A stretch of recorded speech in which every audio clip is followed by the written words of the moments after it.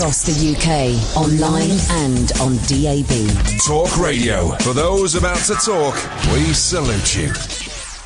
Talk Radio. Thank you, Johnny. Thank you, Ass Busy. So this evening, Janey Godley's coming up at 10 o'clock, and she's got a very sweary show. If you're watching on Periscope, you'll hear bad language. You won't hear it on the radio. You dig?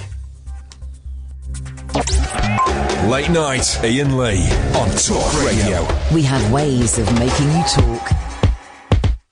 I'm all thumbs, no action, attention deficit distraction. My brain operates on a fraction. All thumbs, no human interaction. I speak in typos, predictive text it. I spell checked it.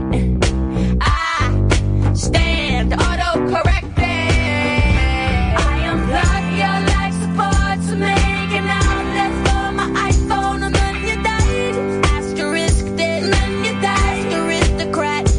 I unplug your life support to make an outlet for my iPhone, and then you died. Asterisk dead, and then you died. Bring your life back. Emoji. Y-O-U apostrophe R-E. Your own very worst best friend to me. Emoji. T-H-E-Y apostrophe R-E. Predictive text, spell check it. I stand autocorrected. I unplug your life support to make an outlet for my iPhone, and then you died. Asterisk dead, and then you died. Aristocrat. I unplug your life support to make an outlet for my iPhone, and then you died. Asterisk dead, and then you died. Bring your life back.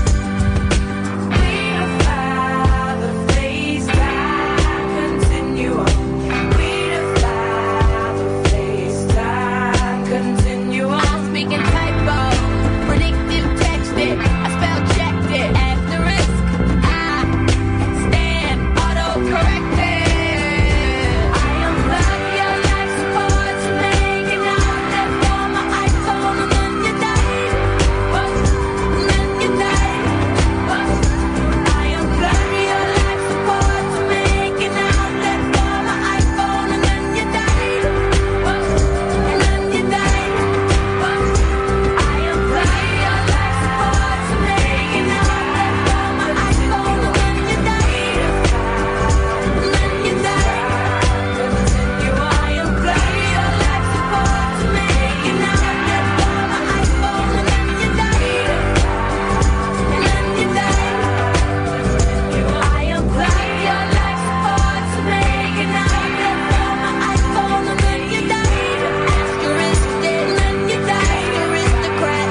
I unplug your life support to make an outlet for my iPhone, and then you died. Asterisk dead, and then you died. Bring it on back. Emoji. Good evening, dear listener. There we go. There's the beep. It's not how it works. By the way, Imani Coppola has... thank you. Whoa! Careful! You're never sure with an Imani Coppola song if there's going to be swears in it, so you just got to be careful. By the way, if you're watching on Periscope, you're going to hear swears in the next 5 minutes, okay? Big swears. As we know, swearing is cool and funny. You won't hear it on the radio because we'll dump it, but the Periscopers won't get the benefit of the dump. That album... Imani Coppola is now released on Bandcamp, and if you go to Bandcamp and type her name in, it'll come up or something. I don't know.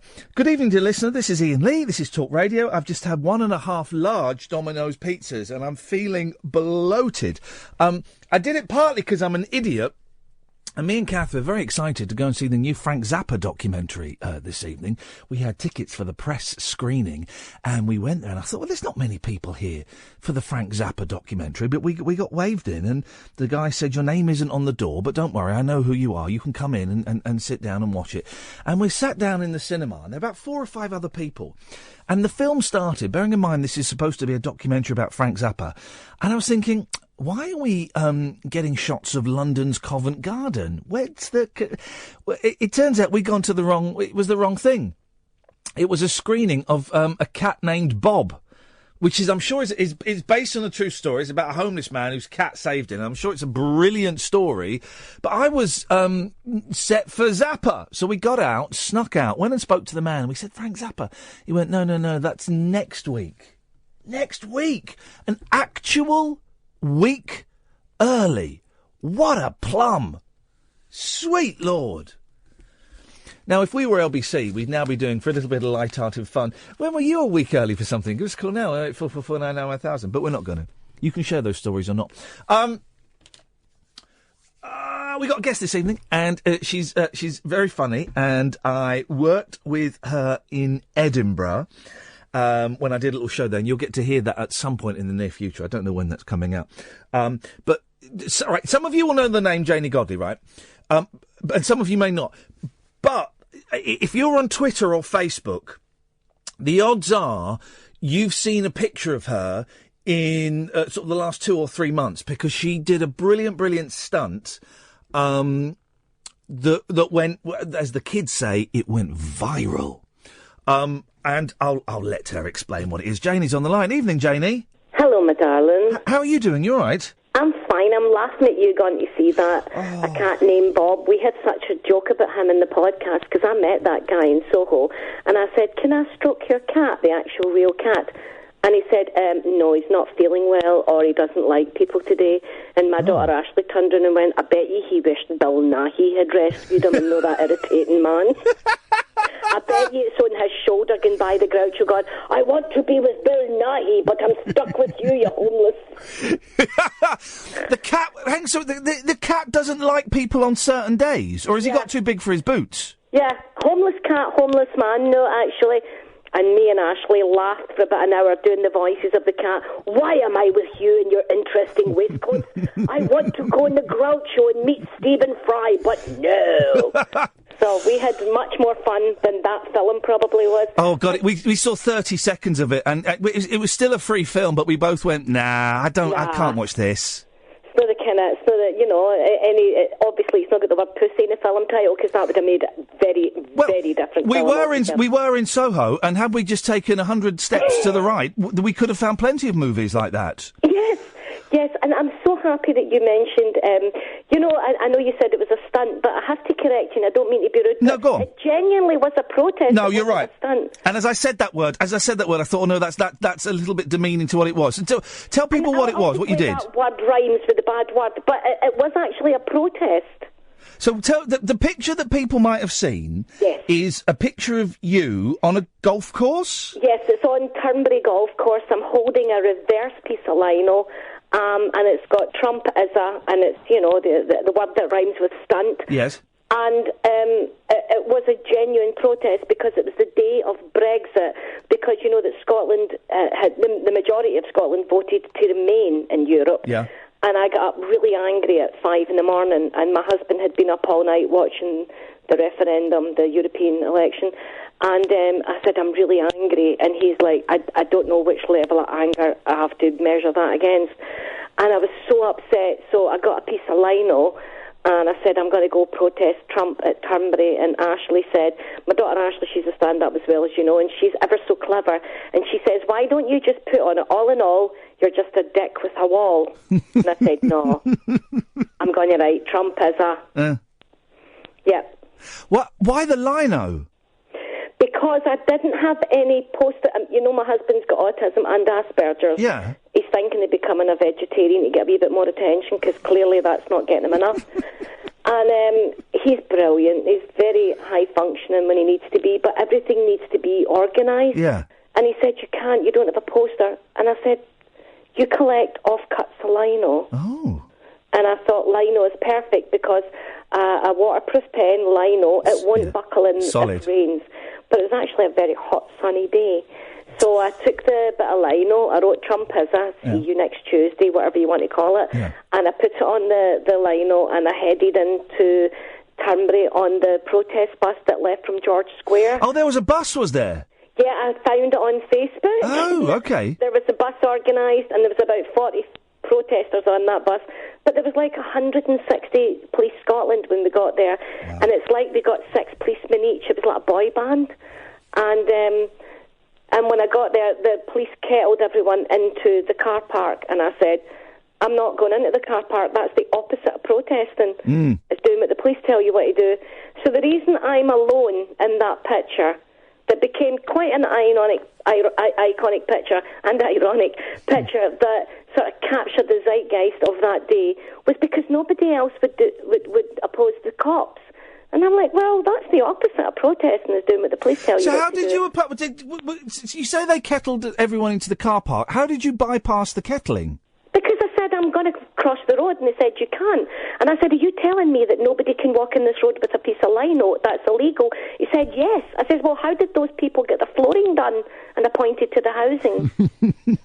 So they just thought, I don't know how to deal with this incredibly scary woman who's possibly premenopausal and she stopped smoking. So what do we do? So they all just let me go because they couldn't stop me. Yeah. And then I crossed the road and my friend took the picture and I shouted to her, make sure you get the hotel, make sure you get the helicopter, make sure you get the grass in, and make sure you get this poster in. And as soon as I opened it, the police ran towards me and they stopped me. And I said, what about unt? Is unt a bad word? If I cover up the C, is that a bad word? And they actually had a small workshop about that and decided that also was a bad word. So I have it all in video, and that's what I'm going to be showing at the Leicester Square Theatre show. I'm going to show people the video footage of what actually happened, because, to be fair, Police Scotland were kind of on my side, but they were stuck between a rock and that psycho Trump. They were stuck. I often feel sorry. I don't often. I occasionally feel sorry for the police in situations like that, because some of them are idiots, but the majority of them are human beings. Absolutely. And they must have felt, I'm sure a lot of them agreed with what you were saying. Yeah, there was one particular policeman who had a big bugbear and bone, and he made that fatal mistake that some people, not policemen, that some people make, and that is, she looks like I could out-argue her. And he kept picking on me and losing every single argument. And all the other policemen are going, leave her alone. Just, the woman's not doing... And he just kept coming over and trying to... I don't know if he's unhappy in his personal life, but he kept... And I kept on just beating him in arguments. And what he didn't understand was I had nothing else to do. Yeah. I'm sitting on a piece of lino. I quite enjoy arguments, is what I do. Yeah. You know, my daughter says I've dedicated my entire menopause to fighting with other people, and I'm good at it. It's such a beautiful picture, and there's a show next Tuesday in London, and we're gonna mention that. I'm gonna retweet all the links and all of that stuff as well. It is a beautiful picture. It's such a good picture. It's a beautiful composition. And just with the copper on the left, perfect for a poster, because you can put all the text in the middle. That's what I did. You are quite scary, Janey. Well, I don't think I am. No. I think I'm reasonable and confrontational, but I would always stick up. I always stick up for the person that's being bullied. I am quite scary, but I may swear, I may be loud, but I'm a socialist. I'm against food banks. I'm against benefit sanctions. I'm against people being bullied. I'm against racism. So I might be loud and aggravating, but it's for all the right reasons. Hang on, are you the liberal elite that I've heard so much about recently? Well, I was born in a hovel. I come from absolute poverty. I left school at 16 because I had no shoes, and my parents were separated, and I went hungry 3 days a week because my mum was an alcoholic. She ended up murdered. My mum had a lot of problems, so she never ever filled the paperwork in. So I went without dinner at dinner school for the dinner tickets lots of times. I had quite a difficult poverty upbringing, but I'm very proud of the fact that I worked hard and I try hard to be good and I try to do the right thing for other people. I'm not always good at it, but I do my best and try. Now, you've written... I didn't know that you'd written a book, and literally, I've just ordered the book online before the show started.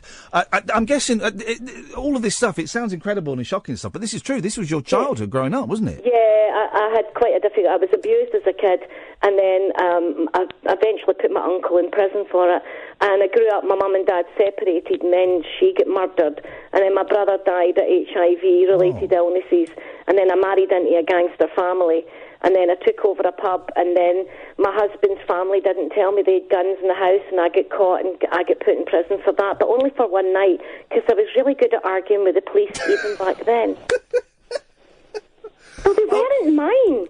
Yeah, the thing is, I was scared of you, and I don't know why I was scared of you, right?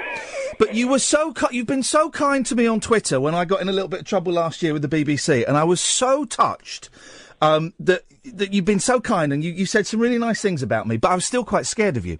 But that's the thing, is I do try and stick up. Yeah, no, you do. You know, for the people that are always getting put down.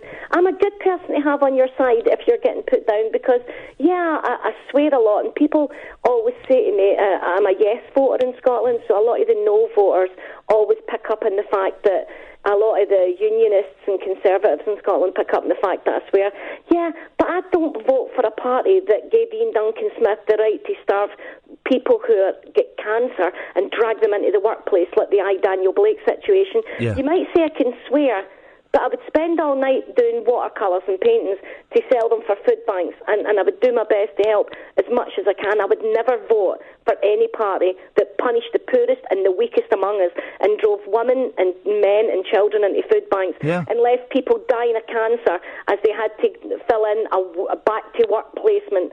That is a horrific set of circumstances. I'm not that, but I do swear. And then we did this silly little show in Edinburgh one afternoon. I loved it. It was fun, wasn't it? And you were I tell you, you were so delightful and so funny. Oh, bless you. And I tell you, I fell in love with you. And there was, I fell in love with you when I saw you. It's like, oh, this is going to be fun. But you did something which you probably didn't even, maybe you didn't acknowledge. You did something really, really kind to me during that show. Did I? Yeah, you did. And I was so touched. There was, we have history in that I came and saw your daughter do a show years and years ago when she was like 13, right? And I don't know if I was on, I think I was on the telly then, I must have been. Yeah. And I was a bit cocky and full of myself, and I kind of did a sort of under my breath heckle that I'm not particularly proud of, if I'm honest. I thought it was funny. I know you did, but I'm not particularly proud of it. And I look back, and I was full of arrogance and probably full of lots of other bits and pieces as well.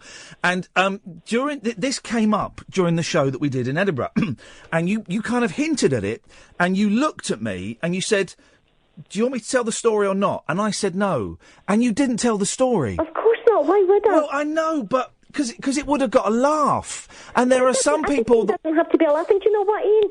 You weren't cocky and fully... Well... You were being an objective audience member. And if my daughter wants to be a stand-up comedian at 13 and put herself up there, then she will take the critique and she will take anything that comes to her. And she did. And you know what? It was one of the highlights of the show. That's why you remember it. Because it was funny. Oh, well, and she enjoyed it. And you shouldn't put yourself down. No. You know, when we're younger... And we have got that lack of self-awareness that everybody has sometimes. Yeah. We still have it. We all still have a sense of a lack of awareness, and we sometimes forget ourselves. And if people can't forgive bits in us and only like the bits that they like and want to take away the bits they don't like, then that's fine. That's how the world works. But you don't have to be a dick all your life, and you're not. So don't put yourself down. But I just thought it was very kind. You could have gone for a laugh at the expense of me, and you didn't, and I really appreciate that. Oh, thank you. It's not my style. Well, I know it's not. You've got the show next Tuesday. It's the 15th. 15th of November. The 15th. Okay, so it's the week after. It's don't panic, me. I'll have to start packing if you say. Don't panic, guys. It's at the Leicester Square Theatre. I'm gonna tweet the link. I'm gonna let you, because we've got. There we go. You heard that on Periscope. It's called "Trump is a C Word," dear listener. And it's. I mean, I don't want you to ruin the show, but did you get arrested for that? Well, no, they tried a good few times, and then Trump sent his security detail after me, which is one of the highlights of the show. The poor two American men coming to argue with Janey, who stopped smoking on a diet and premenopause. Oh, God love them. They had no idea what they were approaching. See, I don't understand how people can't look at my face and go, avoid, avoid, avoid. Whatever that is, avoid. It was so good. When did you know that it kind of gone viral? Because I've had two things maybe go viral, and it's when someone else posts them on my timeline, not realising it's me, that you kind of think, oh, this has become a thing now. I didn't know. I was on the bus when I originally tweeted the original picture, which is a beautiful picture. I love Big Dara Brain said to me, he said, forget what's in that sign. The very fact, just your face and that policeman's face and that composition of the buildings behind you. And I tweeted it on the bus coming home, and within about a minute and a half, my timeline started to get flooded, and I'm thinking, why can't I reach the top of my timeline? What's going on? And it was all over the world, and people didn't know it was me, but what was lovely was a lot of my American friends who are stand-ups, you know, like Jim Jeffries and Lynn Ferguson, and people in LA are going, that's Janey. They're tweeting that, and they don't know it's Janey. That's Janey in that picture. And it was just a moment in history. That man has just put people out of their houses in Aberdeen. And the news today, there's a wee Scottish woman, a wee Scottish widow who's 90-odds, and he's actually stopped the water going to her house. Oh, nice guy. Wee Molly Forbes now has to go and leave her cottage and have to go and get rainwater to bath in because he's stopped the water. And that is what he is. I don't care. He's a big enough man to be able to take my criticism. And people have said, you should stop that. You'll bring down the American government. What, me? With a bit of lino? How weak is the American government that I can destroy it with a bit of reverse lino? There's a brilliant, was it on the BBC? There was a brilliant documentary a few years ago about Trump. I think it's... He's been trumped. Yeah, and it's about the golf course and about how he was bullying. Trump. It's a wonderful. It won lots of awards. So good. And it won the Glenfiddich Whiskey Award. And it's just about him bullying people. Yeah, he was so annoyed that Glenfiddich gave them an award. They ripped all the Glenfiddich whiskey out of these hotels and stuff. So that's Scotland for you. We're like, yay, we like that you made that. And, you know, people are saying to me, well, what about Hillary? Well, see, if Hillary comes to Scotland and kicks a 92-year-old woman out of her house, she'll get a piece of lino as well.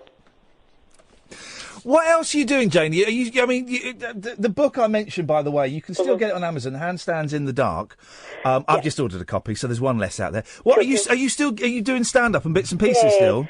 I run a comedy club in Glasgow called Wild Cabaret every Thursday. It's Wild Cabaret every single Thursday. And I do stand-up. I'm doing a BBC panel show tomorrow called Breaking the News. And Ashley and I, my daughter Ashley Story, she just went viral the day with one of her crazy videos. And she and I do a podcast every week called Janey Godley's Podcast.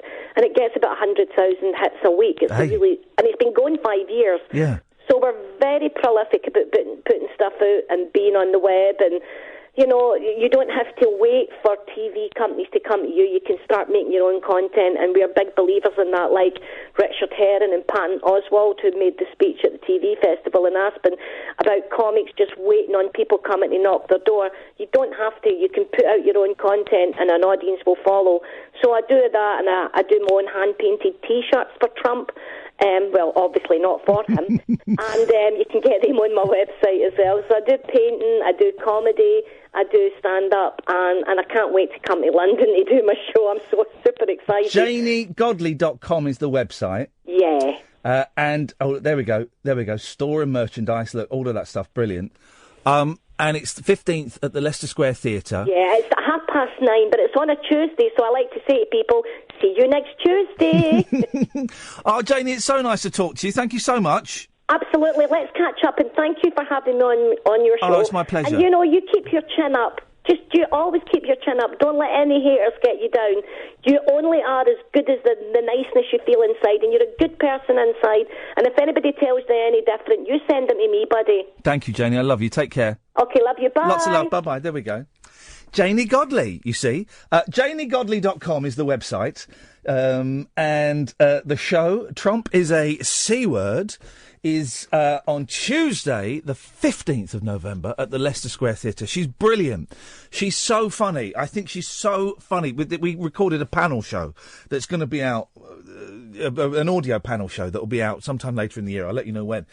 And she was hilarious. And before it, we said, right, do you want to go through the questions? She goes, no. Don't want to know what the questions are. You just do it and we'll do it. And we were just laughing out loud. So funny. Right. The show continues, guys. 0844 499 1000. This is Talk Radio. Late night Iain Lee. On air and off the leash. On Talk Radio. We have ways of making you talk. 0844 499 1000 is the telephone number if you want to give us a call. Iain Lee, Talk Radio. A week early for the screening of the Frank Zappa documentary. I was all set for it. I was in Costa today, watching Zappa videos on YouTube, getting in the vibe, man, of those crazy time signatures and chord changes. And we went to see the film. Our names weren't on the list. The guy waved us in because my face is my ticket. And we sat down, and it was all started off in Covent Garden. I'm thinking, well, Frank, as far as I'm aware, Frank Zappa doesn't have a particularly strong connection with Covent Garden. And then it was what looks like a brilliant film about that man who falls in love with a cat and it saves his life. That darn cat or something. Cat called Bob. Catherine and I looked at each other, went, nah, I don't think so. And we got up and we left. We left! It was a free film. A freebie. 0844 499 1000. We got up and we left a freebie. Imagine that. That's how little I wanted to see that film. Now, of course, if that film is advertising with us, looks brilliant, I think you should all go. But my mouth was set for sweet. Instead, I got bitter. And it jars. You know that feeling? It kind of jars. So we didn't see it. What I want to know, right, you know the film about, it's called a cat called Bob or something? And it's a true story, okay, about a cat that saves a homeless man's life. And then he said a holy man. He saves a homeless man's life. Brilliant, right? Great, that's great. Now, the cat, I believe, is played by the cat, right? So the cat is played by the cat. That makes sense. But the man is played by an actor. How does that work? How has the cat got a better agent than the man? The cat's played by the cat, and the man's played by an actor. It looks like, from what little I've seen of it, and literally all I've seen are the opening 30 seconds and the poster on the side of a bus. That's all I've seen of it, right?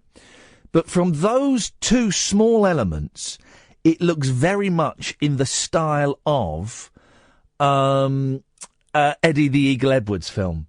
It looks very, very similar to me. And I never wanted to see the Eddie the Eagle Edwards film. There was a period a few months ago where you'd go to the cinema and literally they'd be showing like 6-7 minute long trailers. Not literally, it's a lie. But it felt like 6 or 7 minute long trailers for that bloody Eddie the Eagle Edwards film. The show's supposed to be celebratory, Ian. Where's the celebration? Well, Eddie the Eagle Edwards is a nice guy. I've worked with him. I've been ice skating with Eddie the Eagle Edwards. Yeah. For... what was it for? It might have been the One Show, but... it might have been the One Show or Watchdog. But what story could possibly have a scene with me ice skating with Eddie the Eagle Edwards? I can't think. I've literally got no idea. I would ask you what it was, dear listener, but if it was on the One Show, you wouldn't have seen it. So Eddie's nice. I'm sure the cat's nice. I'm sure the homeless man is nice. I'm sure everybody's nice. 0844 499 1000 is the telephone number if you want to give us a call. We call you back. Let's go to Jorge. Good evening, Jorge. Hey, how you doing? Sorry? I said, hey, how you doing? Oh, I thought you said bend over. No, I didn't say that. Are you sure? That would be a really unusual. That would be the kind of thing you would say if you were phoning one of those jazz lines. You know, the 0898 numbers, and you didn't have much credit. So you needed to get it over and done with as quick as possible. So the lady answers, "Hi there, big boy," and you go, "Bend over." No, I had an ex-girlfriend who used to work for the sex lines. Really? Yeah, you tried to chat her up once in the church in Muswell Hill. I tried to chat her up in a church in Muswell Hill? Yeah, you know the one. Oh, I know. Yeah, okay, I know the one. I don't think I tried to chat her up precisely. Oh, you did. No, it's all good, though. No, I didn't. No, hang on a minute, Jorge. No, I didn't. No, hang on a minute. I didn't try to chat anyone up in a church in Muswell Hill. Oh, yeah, you did. No, I didn't. He was a bit of a character, I think, back in the day. Yeah, back in the day, Jorge. Thanks for calling. What on earth is he talking about? 0844 499 1000 is the phone number. Alan! What kind of cake? Gay cake! Francis Watty cake for me. A what cake? Francis Watty. Fancy squash. I thought you said a fancy squashy cake. No, the lead singer of Status Quo. Yeah, the lead singer, the only singer of Status Quo. He's going to be on the show maybe Thursday.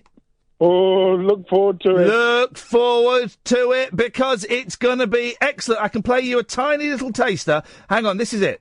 I saw you in concert about 5 or 6 years ago. It was brilliant. At Wembley Arena. Did you say brilliant on here? Well, it's a pre-record. We can out. Exactly. So that's happening. That button was doing overtime. Yeah, well, it was the bleep button. The old bleepy button. No. I wonder how many times that was bleeped. Well, just those. That's literally all of the bleeps. And the last caller was talking about Bendover. That's an actual person. Yeah, I know. It's the name of a pornographic filmmaker. And he used to be a drummer. Did he? Yeah. You've got me speechless there, Alan. I don't know much about Bendover. Yeah, he used to be a drummer before he'd done adult films. Well, he's good with rhythm, isn't he? You can tell that from his movies. Especially when he banged the drum. Thank you very much indeed. What you got for us tonight, Cads? I was going to play a game of playing bingo. Of what? LBC bingo. Okay. Well, what do you think those guys are talking about right now? Well, I think, as it's just happened, the winner of the Great British Bake Off. They're not going to do a whole hour out of Great British Bake Off. No, I think they'll do about 15 minutes of it. They don't, then move on to something else. No. They do hours. Here's the thing, Caddick, right? I've never, ever in my life seen the Great British Bake Off, right? Never seen it. No longer on BBC now. Well, I've never seen it. So tonight I decided I'd watch the last 15 minutes of the last ever Great British Bake Off with the original cast and crew. Yeah. Bit boring, isn't it? Well, I know who won because I got a spoiler. Well, no, it's finished. It's finished now, so we... No, but some might watch on catch-up. Yeah. That's true, I suppose. But I was worried that I'd watch it and go, oh, this is brilliant, and then have to catch up with the last 15 seasons of it. But luckily, I found it quite tedious, and I don't know. Bit pony? A little bit pony. Mel and Sue didn't do a lot, and I like Mel and Sue. I like Mel in particular. I think Mel is brilliant, right? But I don't... Yeah, they're both very funny. I don't... but then they didn't really have a lot to do, right? But I was watching... I didn't know that Paul Hollywood was a Scouser. I didn't know that either. I've never heard it... Have you ever watched it before? Only once. Well, then, you'll have heard him speak, yeah? I thought it was a Southampton accent. This is the third time you've left me speechless. Yes, it is, Lee. Sorry, someone was asking the question on Periscope, and I just had to answer yes. Was it Sheridan? No. Lee was asking, is this the presenter from BBC 3CR? And I went, yes, it is. I don't think Southampton has an accent. Have you ever heard Fred Dynage? Yeah, he doesn't have an accent. Well, it's a bit of an unusual place not to have an accent on the South Coast. That sentence doesn't even... Now take those words and put them in order. Right, so you reckon LBC will be talking about the Great British Bake Off? Yes. I reckon it's going to be foreign aid. Yeah, of course, with all the migrants left the jungle in Calais. That's got nothing to do with what I just said. Shall we see what they're talking about? Let's go for it. Here we go. Hitting the play button. Hang on a minute. Their website's not very good. Hang on. Is the internet playing up again? My fist will be playing up in a minute. Hang on. Oh, their website's crashed, which is great news for... Here we go. Click on this. It's not working, Alan. Oh, dear. So, we'll never know. Thanks for calling. Thank you. 0844 499 1000. This is Talk Radio. Late night Iain Lee on Talk Radio. We have ways of making you talk.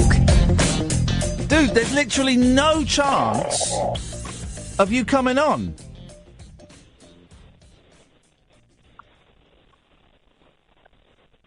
Hello? Yeah, there's no chance of you coming on. So I would suggest, because when you ring through and get connected, it costs you 7 pence a minute, probably more if you're calling from a mobile. So I was going to ring you and say that wasn't anything to get you like paranoid about anything. No. But the thing is, I don't want you on the show. So I would, if I were you, fella, I would put the phone down. I would save your money, save your embarrassment, He's gone. There we go. That was weird, wasn't it? That's a weirdo. I kind of know half of what he was talking about. The other half I haven't got a clue.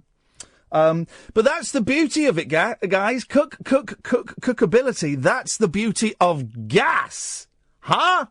That's the beauty of gas. Right. We've established that the other side are talking about migrants. So that leaves us with free rein to talk about anything that we want to talk about. If someone can explain to me the joy of the Great British Bake Off, because honestly, I've not seen any of it. I've only seen the trailers for it, and it just doesn't seem to be my thing. Really, never thought it was my thing. So I thought we were there, and there was not a lot on going on in the office, and I thought we ought to talk about something, and maybe we'd watch the Great British Bake Off, and maybe I'd be sucked into the rabbit hole. But I didn't get it. Now, it's the final, so I'm guessing the final is obviously... I'm being told on Periscope that ABBA are reuniting. Is that true? For concerts? Oh, they're so smug. Oh, we will never be doing the reuniting. We will never do the reuniting. I kept saying that, didn't they? Oh, we're never going to do the reuniting. We don't need to do it because of our Vig. One of them, the blonde one, Agneta, had stage fright, didn't she? I think she had stage fright. Now, have I got this right? She married a prince. They're all multi-millionaires. She married a prince, didn't she? Or was it Anna Frieda? It was Frieda. She married a prince, and someone was living on an island and stuff, but they're all getting back together. Well, that'll be good. Again, this is supposed to be a show that celebrates stuff, and I can't really, I'm trying not to be too negative, but, I mean,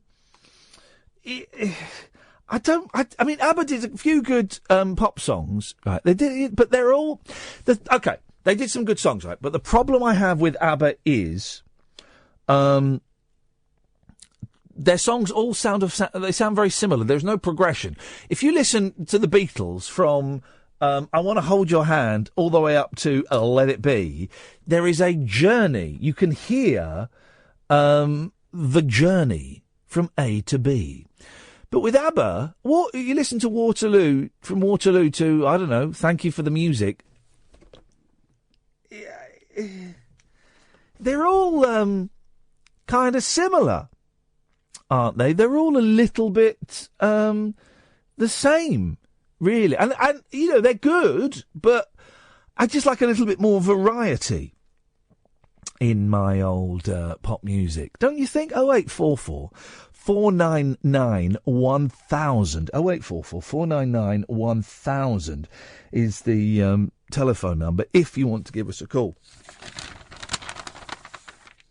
I mean, Waterloo is a masterpiece.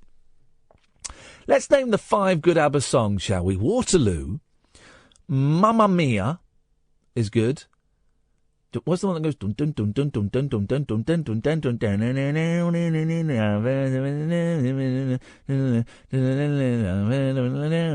Oh, it's Mamma Mia. I was just Mamma Mia. I was just singing. So that's good.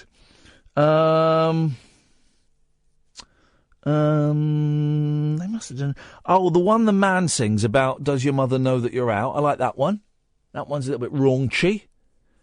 A little bit U-tree as well, but 0844 499 1000 is the telephone number. Good evening, Ray. Good evening. Hip, hip, hip. What kind of cake, you loser? Lesbian drizzle. Thank you very much indeed. It's quite... Anyway, Ray, that's quite an unpleasant phrase. Sorry. So maybe next time we can have a different type of drizzle?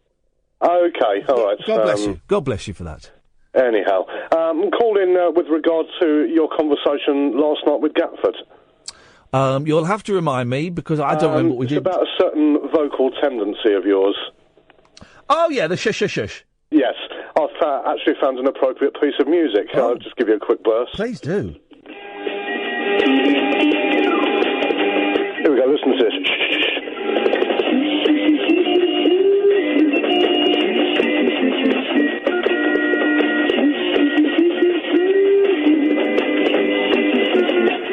There you go.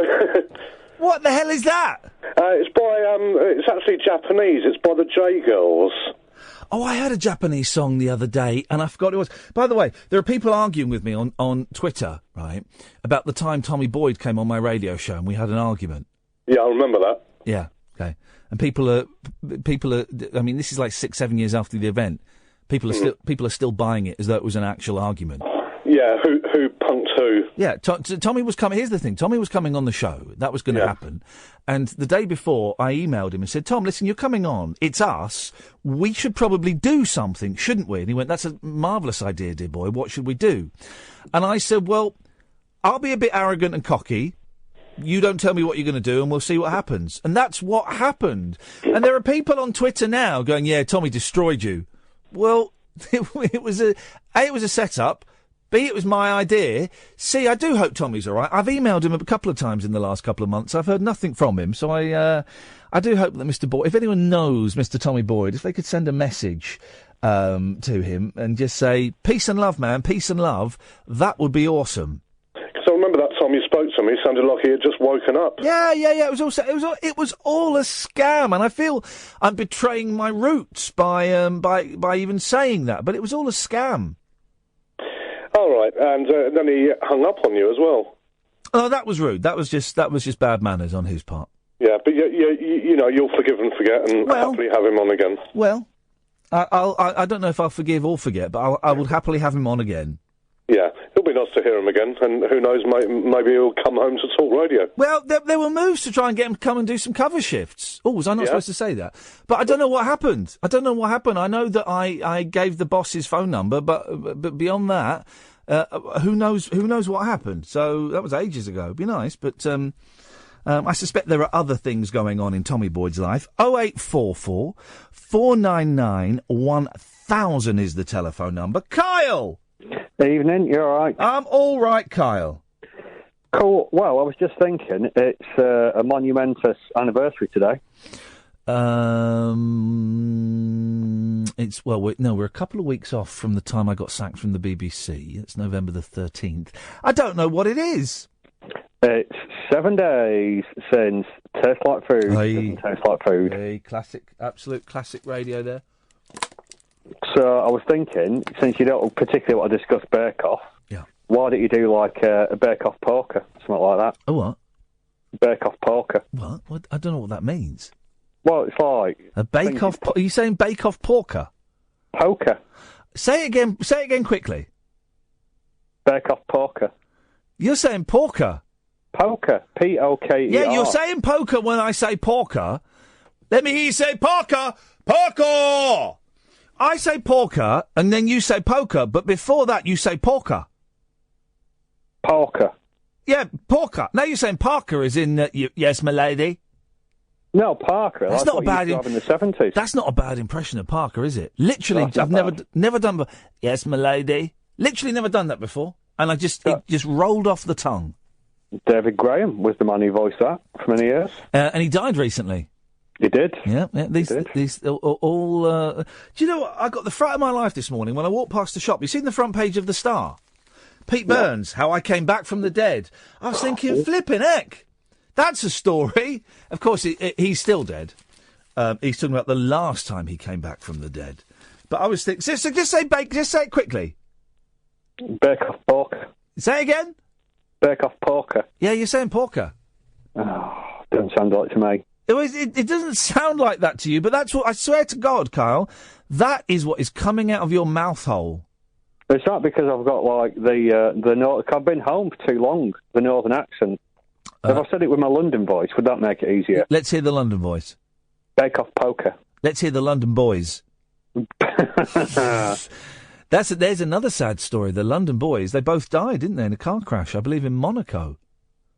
No, I don't know about that. Yeah, what was their song? London Nights. I want to party now. I want to party now. London Nights. There was they were both very muscular. There was a black guy, and there was like an Italian-looking guy, white and with very dark hair and dark eyebrows, very, very muscular. And they're going, London Nights. I want to party now. I want to party now. London Nights. I want to party now. And yeah, they died. How the hell do I know this? They died in a car crash in Monaco. Are you not thinking of Siegfried and Roy? No, they got attacked by their tigers in Las Vegas. They're still alive. Oh, yeah, that's what I've gone wrong. Sorry. I've been to Monaco. I got paid to go to Monaco for 4 hours to talk about a video game, right? And I had an hour spare, so I walked around Monaco. And you can walk around Monaco literally in 20 minutes. It's tiny. It's absolutely tiny. You have to get there... Well, I don't know if you have to get there by helicopter, but we got there by helicopter. And it's really tiny. And I'm not... like a lot of really posh places... or like a lot of very expensive places, I couldn't see what the attraction was. It's like I drove past the Ritz tonight, and if you go and have tea at the Ritz, it's something like 40 quid a head. And that's for tea and scones. It might even be more than that now, right? And I just kind of wonder why anyone would spend that much money to go to the Ritz or to go to Monaco when they're both quite... Well, the Ritz is nice and stuff, but why would you spend that much money when you can go to Old Joe's Caff and get a cup of tea for £1.25? But it's the status thing, isn't it? People want to say, I've been to the Ritz for me tea. I can understand why you might, send your mum and dad on their 50th wedding anniversary. Mum, Dad, because it's very nice of you, bought you tea at the Ritz. And that would be nice, it'd be a nice thing to do. Although if my kids did that for me, I'd be going, but we could have gone for a cup of tea down Joe's Caff for £1.25. What you doing, boys? I've brought you up wrong. So I can understand that being a nice thing to do. But most places that are really, really expensive, Fortnum and Mason, why would you not go to Lidl?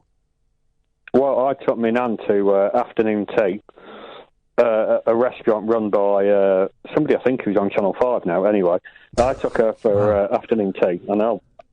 Big people on Channel 5. Yeah. And my nan, I think she was 90, complained about the bread, and it was overpriced, but she said it was mouldy, but it was just because it had herbs in it, but she was convinced it was mouldy and wouldn't eat it. So... Well, 25 quid a head. Strike me down with a feather. Chris and Simon are still having a go at me on Twitter about the Tommy Boyd thing. Do I tell them it was a joke, or do I just let them stew? Just tell them it was just be honest. Just be honest. Be transparent and open. But now, if I say that now, they won't believe it, because they'll have to somehow save face. And I don't think they're even following me, these two guys. Oh, Chris is... And they both are. I'll let them stew. That's what I'll do, Kyle. I'll let them think that I'm a knob. I'll do that. I can take being a knob on the chin. Well, I was going to say you can just block them. Chris, why has Chris blocked you, Kath? What did you do to get a warrant of blocking from Chris? Ian DJ's great, but Tommy is a great DJ. I'm gonna let them stew. Or should I block them? Should I block them? No, just mute them. Don't block them. Mute them. Okay. I don't know my Twitter cat yet. I'm still struggling with my Twitter cat. Yeah, if you mute them, it's just like they're shouting into an empty room. But if you block them, they'll know they've got to you. But mute them, and then nobody hears them. Yeah. All right, Carl. Nice one, mate. Thank you for that. No worries. Bye. Ta-ta. Bye-bye. 0844 499 1000 is the telephone number. Oh, right. After the news at 11, remind me to tell you about Performance Ring that's coming up. And also, there's going to be another Performance Ring in February. I have the date, so I will sort all that out, dear listener. I'm Iain Lee. This is Talk Radio. Across the UK, online and on DAB. We are Talk. Talk Radio. Give it some lip.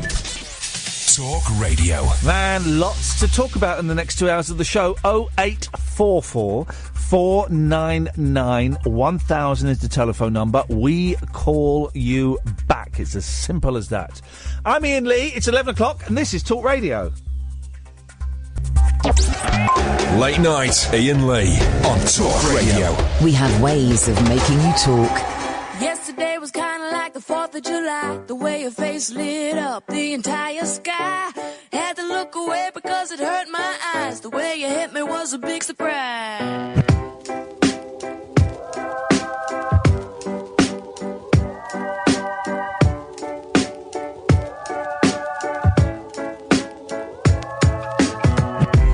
Yesterday I really didn't know what to say. I wasn't making any sense, but I felt okay. Asked you if it was my birthday. This kind of thing don't happen every day. Hey, hey, hey.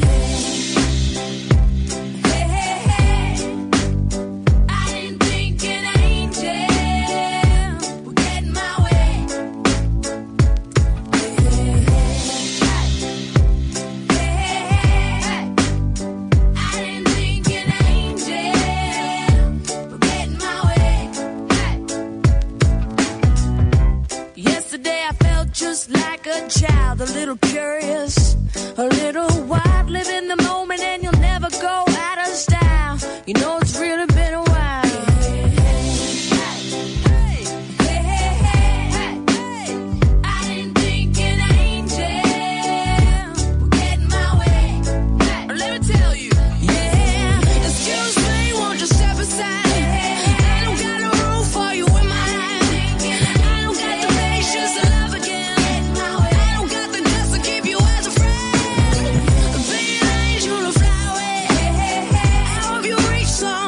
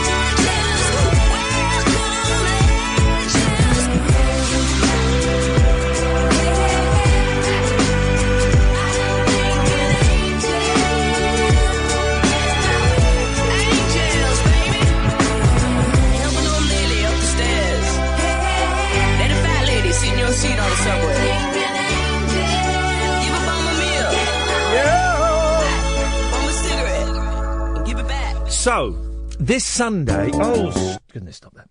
So, this Sunday, it's the first... is it the first performance ring? It's the first performance ring we've done. Tickets have sold out, guys. So, sorry about that. And there has been, and my fault, there has been some confusion over who's performing and who isn't. I sent out what I thought at the time was a very clearly worded email, which was actually, it was brought to my attention, was quite a vaguely worded email. So apologies if there's any confusion. You will have had an email in the last 2 weeks, if you are performing, asking what your act is and what your technical requirements are. If you've not had that email, then you are not performing. If you're a performer, get there for 6 o'clock. The doors open at 7 and we'll start the show at 7:30. I don't know what it's going to be like. You know, literally got no idea. It could be a disaster, but even if it's a disaster, it will still be... 0844 499 1000, by the way. We'll call you back. Even if it's a disaster, it'll still be an evening, won't it? Where, you know, we may watch the birth of some new acts. We may watch... One of the guys that's coming to do some singing has lost his voice. But he's still going to do it. Beautiful. Beautiful. Someone's going to be pushing a wheelbarrow. Someone is... well, I don't want to give too much away. But we've got some really interesting, different kinds of acts, and I'm looking forward to it. So if you come in, it'd be nice to see you there, and we're looking forward to it. So that's this Sunday. There's one on Sunday, December the 11th, and we need a few more acts for that. So if you're interested, Iain, I-A-I-N, at iainlee.com. And I've just put tickets up for sale for the third one, Sunday, February the 26th, 2017. Wow. Now, I know that's months and months away, but it will sell out.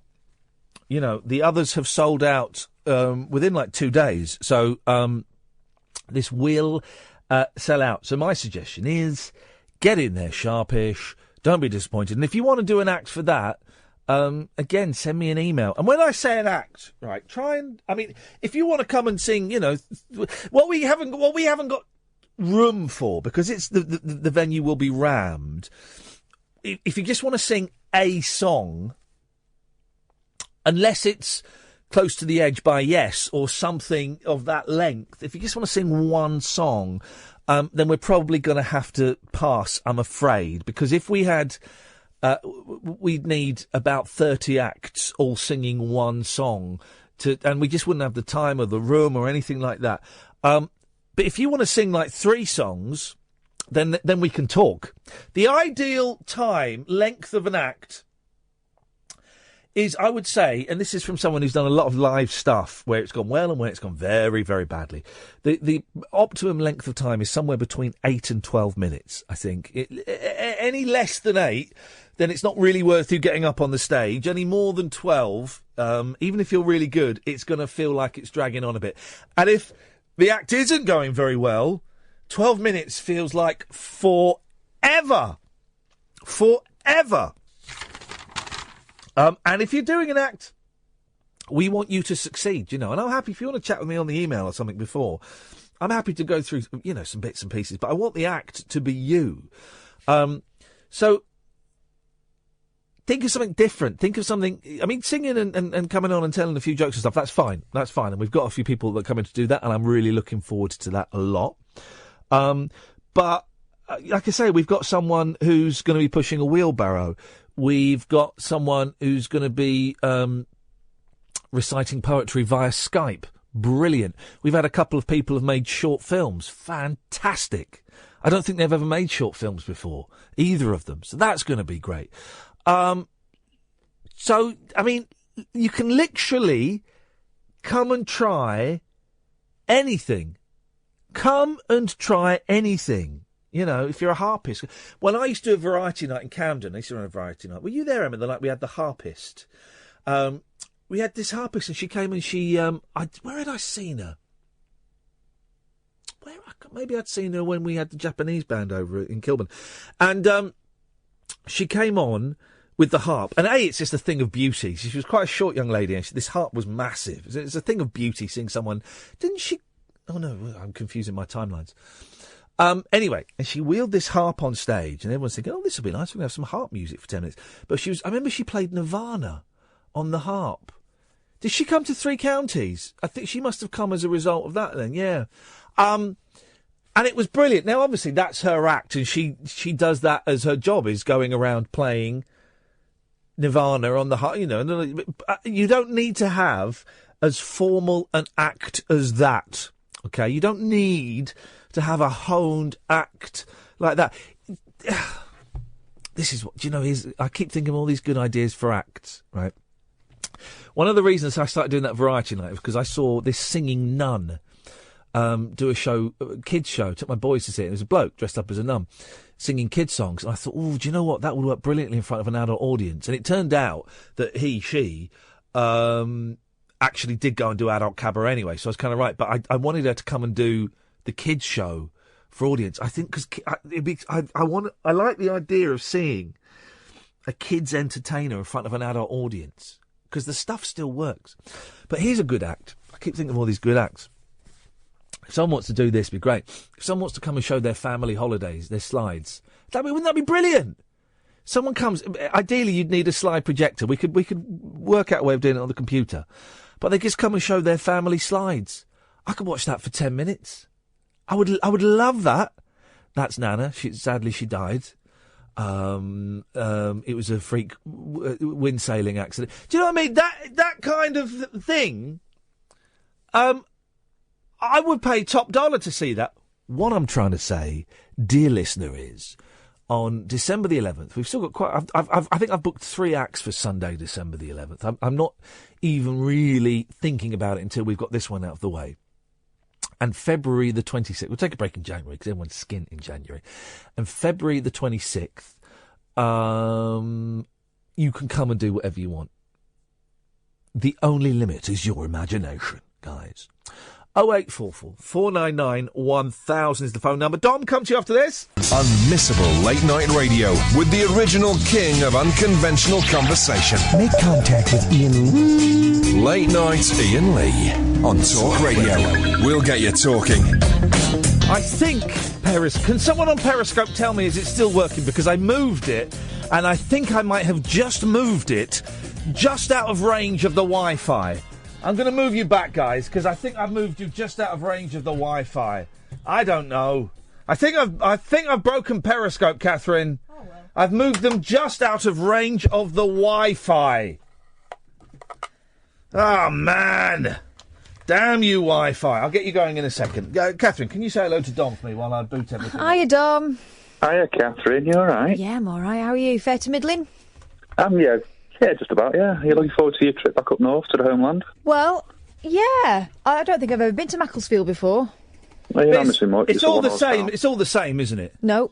Oh, okay. Well... Does this song bring you back some happy memories, Kath? I don't remember it, obviously. But you... Well... This is from the, from the moment of my conception, Dom. Yeah, this is the song that was playing, Dom. I can't hear it. Here comes... No, gosh. Here comes... Here comes your... Don't. It's alright. It's alright. We're having a baby. We're making a baby right now. Do you know what? There's sometimes you think I should. We're good friends, but I shouldn't have told him that level of detail. You shouldn't have told me that. That was a ridiculous thing to say. No, it's going to haunt me forever. That is a ridiculous thing to say. What you got for us, Dom? It'll be used against you. Well, exactly. Right. Got a choice. I found my iPod. It's 5 years old. It's not updated it for absolute years, and it's full of cack. So we could do a reverse iPod roulette cack edition. Oh, see, who's got the most pony... my iPod's in the car. I can do it on my computer. See who's got the most pony song? Yeah. Oh. Yeah. I'll give you a dramatic reading. Oh. Well... Now... I have to just have the camera on me, I'm afraid. Sorry, guys. Dramatic reading sounds good to me. Well, let's have the dramatic reading, John. Do you want dramatic music? You can, yeah, all right. Hang on a minute, here we go. It's got to be something serious, though. Something... Daytime friends, nighttime lovers? Always.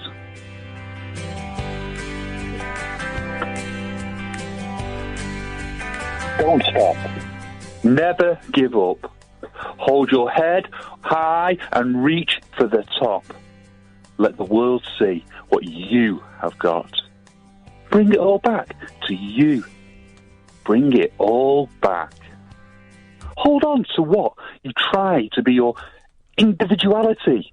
When the world is on your shoulders, just smile and let it go. If people try to put you down, just walk on by.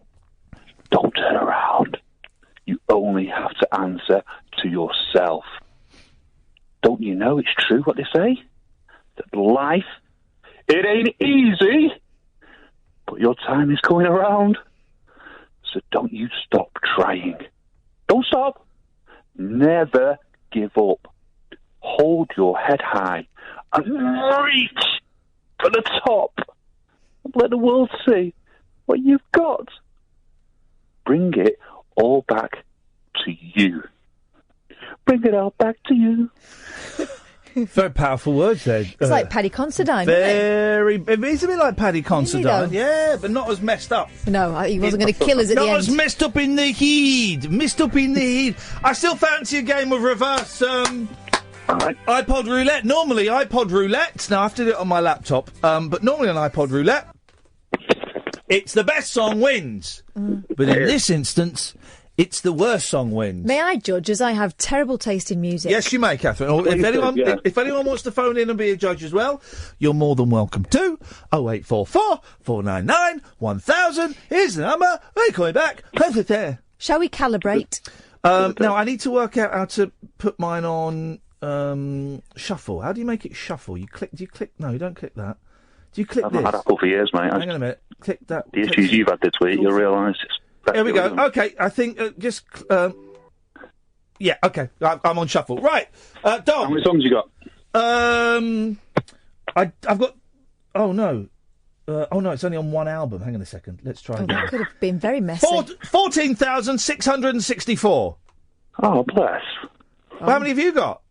25,578. Beautiful. His is bigger than yours. Well, I had terrible trouble trying to get. I don't think this is doing it properly though. No, it's not. It's just skipping through the through my playlist. I don't want it to do that. Hang on a second. We're going to go there. All right. There we go. Right. Okay. Should we have a little calibration? Yeah. Yeah, I think we should. Dom, you go first. What you got? Right, hang on. Press play. Hang on. Wait, stop. Let's try that again. You can't just try it again, dude. No. I'm calibrating. It's already on. I think it's mine. I've got 14,664. They're all blinders. Oh, here we go. They are all blinders. Oh. You got it? Chill. Yeah, it's Tiffany. Think we're alone now. But it's not. Oh. What is it? Girls Aloud. Beautiful. How dare they? Beautiful. But that's all right. what makes it better. Well, my first one would be this.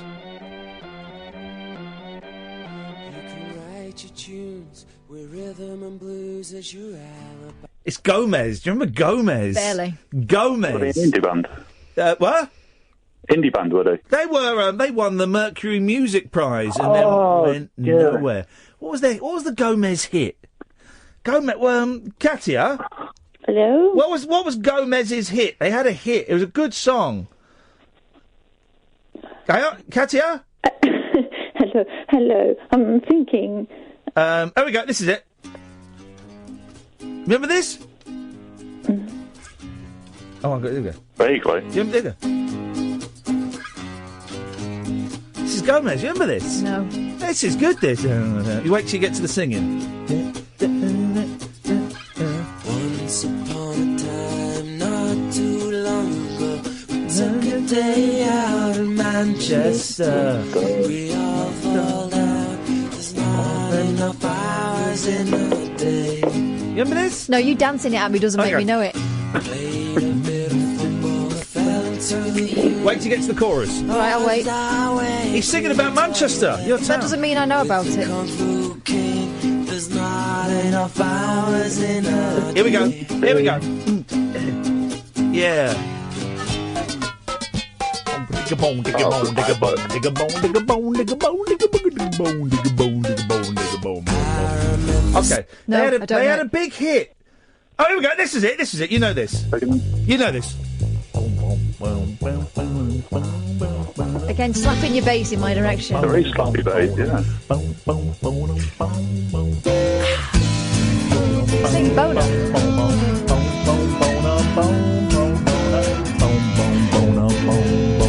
You know this? No. Yes, you do. Don't. Here we go. Make it stop.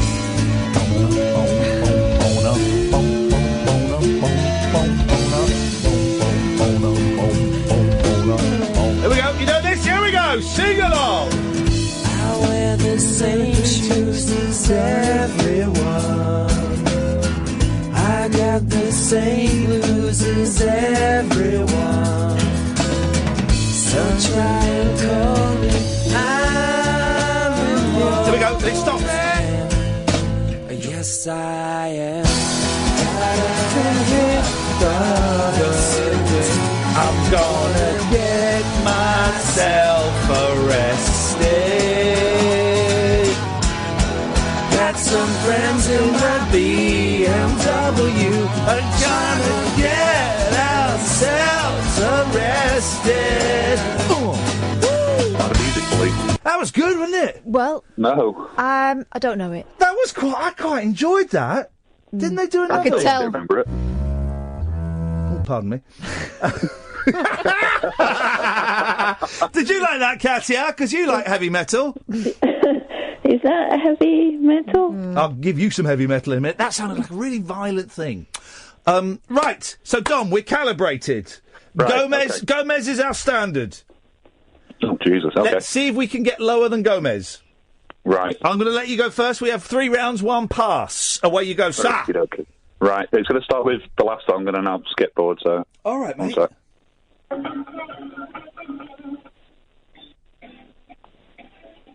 We can't really hear what you're playing, Dom. Keep it in the family. Level 42. Yeah. That's a great song. Yeah, not wrong with that. What have you got? Right, I'm just going to skip forward. Well, okay, going to skip forward. Ready? Here we go.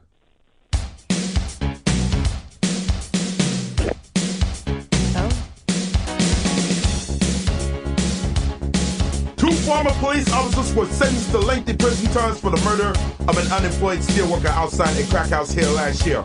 Larry Neville, 52, received 25 years in jail for his role in the fatal beating of 35-year-old Mallory Green. His partner, Walter Busson, 47, was given a prison term of 18 years. They were both whisked away to jail. Larry Neville, Walter Busson. Larry Neville, Walter Busson. That's Larry Nevers and Walter Budzin by Wesley Willis. Right. The homeless guy that has a very unique style of songwriting. Dom, just remind us of yours, please.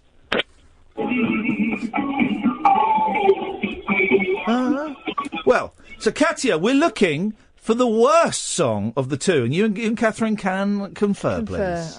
I think we're probably of the same mind, Katia. Second one is... Yeah, second one. My one? Yeah, Poet. Thank you very much indeed. That's 1-0 to me. Right, my Oh, turn. no, I was going to say yours is rubbish. Yeah, mine's rubbish. I won. So he wins. It's got to be the rubbishest. Okay, yeah. Oh. Sorry? We Yeah. flipped it for 2016. Okay, Yeah, so we're it's the looking reboot. we're looking for the rubbish. Okay, my turn. Here we go.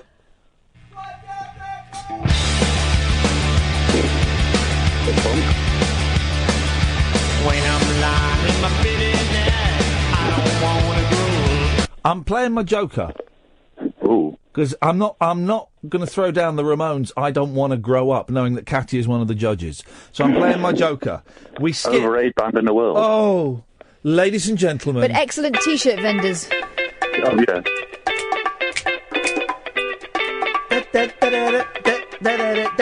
Take it. In a minute, don't know this song. I've never heard this song. I don't know.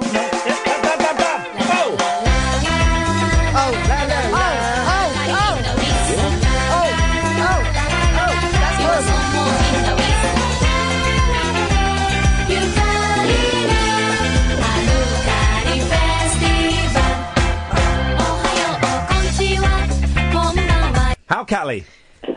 Gosh, that's made my headphones stink. Yes, it will do. It's Hal Cali. Dom, over to you, boss. What you got? Can you beat that? You've still got a Joker left. That's horrible. That's like Magaluf. It's Japaluf. Find something, yeah. Is it? Right, here we go. Huh? Oh, Oh, hang on. Louder. Oh, what is he saying? Louder. I'm going to skip because it's Fats Domino, and I quite like Fats Domino. All right, then go on then. You see, we'll both use our jokers. Oh. I've lost it to Katia. Another very slappy bass. Dom, I can't really hear what it is, Dom. What is it? It is something called N.I.B. by Black Sabbath. Gracious. And Katia, you have to choose the worst, though. You can confer with Catherine. Oh, well, there's no conference needed. Yeah, Black Sabbath is worse. No. Really? No. That first one was an absolute stinker. No, Black Sabbath absolutely suck. They're a terrible band. It's 1-1. Round 3 coming up after this break.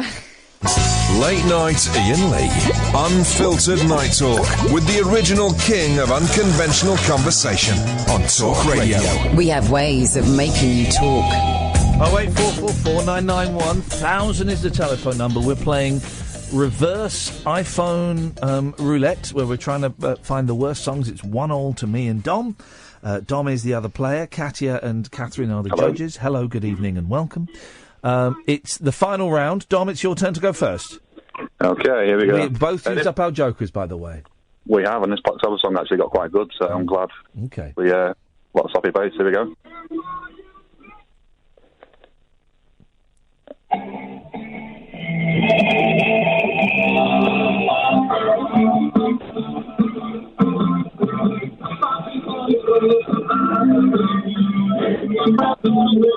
It sounds like you're in the toilet of a nightclub. What is that, Dom? What is that? You know, I don't think I'd make it any better. It's actually in the room. Something called Stardust by Menswear. Menswear. He works for the guy from Menswear works for. Is he Six Music? He works for follows now? me. I'll let him know that he's. Yeah, he works. He works. All right, Dom. Right. Well, Katia, here comes my one. Right. 1. Ask who is more famous, Melina Mercouri or Sappho. Sappho. Ποια είναι πιο γνωστή, η Μελίνα Μερκούρη ή η Σαπφό? 2. Say, we're looking for someone more practical. Gosh, always. Ζητάμε κάποιον πιο πρακτικό.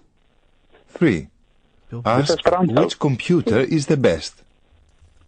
Which computer is the best? Ποιος υπολογιστής είναι ο καλύτερος? It's Oxford Dictionaries. Oxford, take off in Greek. Now, we've never I had... never got to that chapter. I only got to Thelonolaxo Katoliris Parakalo. We have never had a dictionary come up as part of iPod Roulette. Now, I don't know what the rules are as to whether we accept that. I think we have to accept it, don't we? Yes. We have to accept it. But the thing is, I like that. Yeah. That's my language. It's not my language, but that's my area of interest. But you're quite. There should be at least a bit of music there. Well, yeah, Catherine. I mean, language is musical. Catherine is quite dull. What? Catherine is quite dull. I've heard she's a polyglot. Yeah. So and then some. I tell you what we're gonna do. We're gonna. Should we skip that? Do we skip? No. We play. We keep. I want to know how you say it. Does anyone else want to know how to say it? Yeah. I want someone more practical. All right, fine. Then we leave it. So it's Menswear, featuring the I think the head of Six Music, Matt Everett, versus Greece. Well, Katia. Heavily biased. I'm going to go with Greece. As the worst. Yes. You sure you understand Greece. Catherine? No, I disagree. No. No question. She said it now. No. This is hang a minute, because I don't think Katia understands this game, despite it being round 3. Okay. Non. Il faut que tu choisisses le pire. Oui, je sais, j'ai oublié. Well, Jesus Christ. I mean, it's not that difficult. You have to pick the worst one, Katia. Yes, I know. Go again. Okay, the worst one is definitely not Greek. No, exactly. So say the other one then. Well, it's a menswear. Okay. Well, yeah, I agree. I concur. So Dom, congratulations, you won. But you only won this. In real life, you're the loser, and I'm the winner. Do you see now? Can you see through that egg that's all over your face? My beard is like scrambled egg. It's ridiculous. Hey, Dom, I went and had a beard trim today. I've heard of people like you. It was half relaxing. He was nice. He wasn't Jimmy or Johnny. Jimmy, who I normally go to, because he had someone else with him. And the fella that did my beard looked so terrifying. I thought, I don't want to say I'm waiting for Jimmy because he might crush me. So I went, all right, and sat down. First thing, sat down. Got the old little thing around you to catch all the hairs and stuff. He went, so you're on the telly, are you? Oh no! And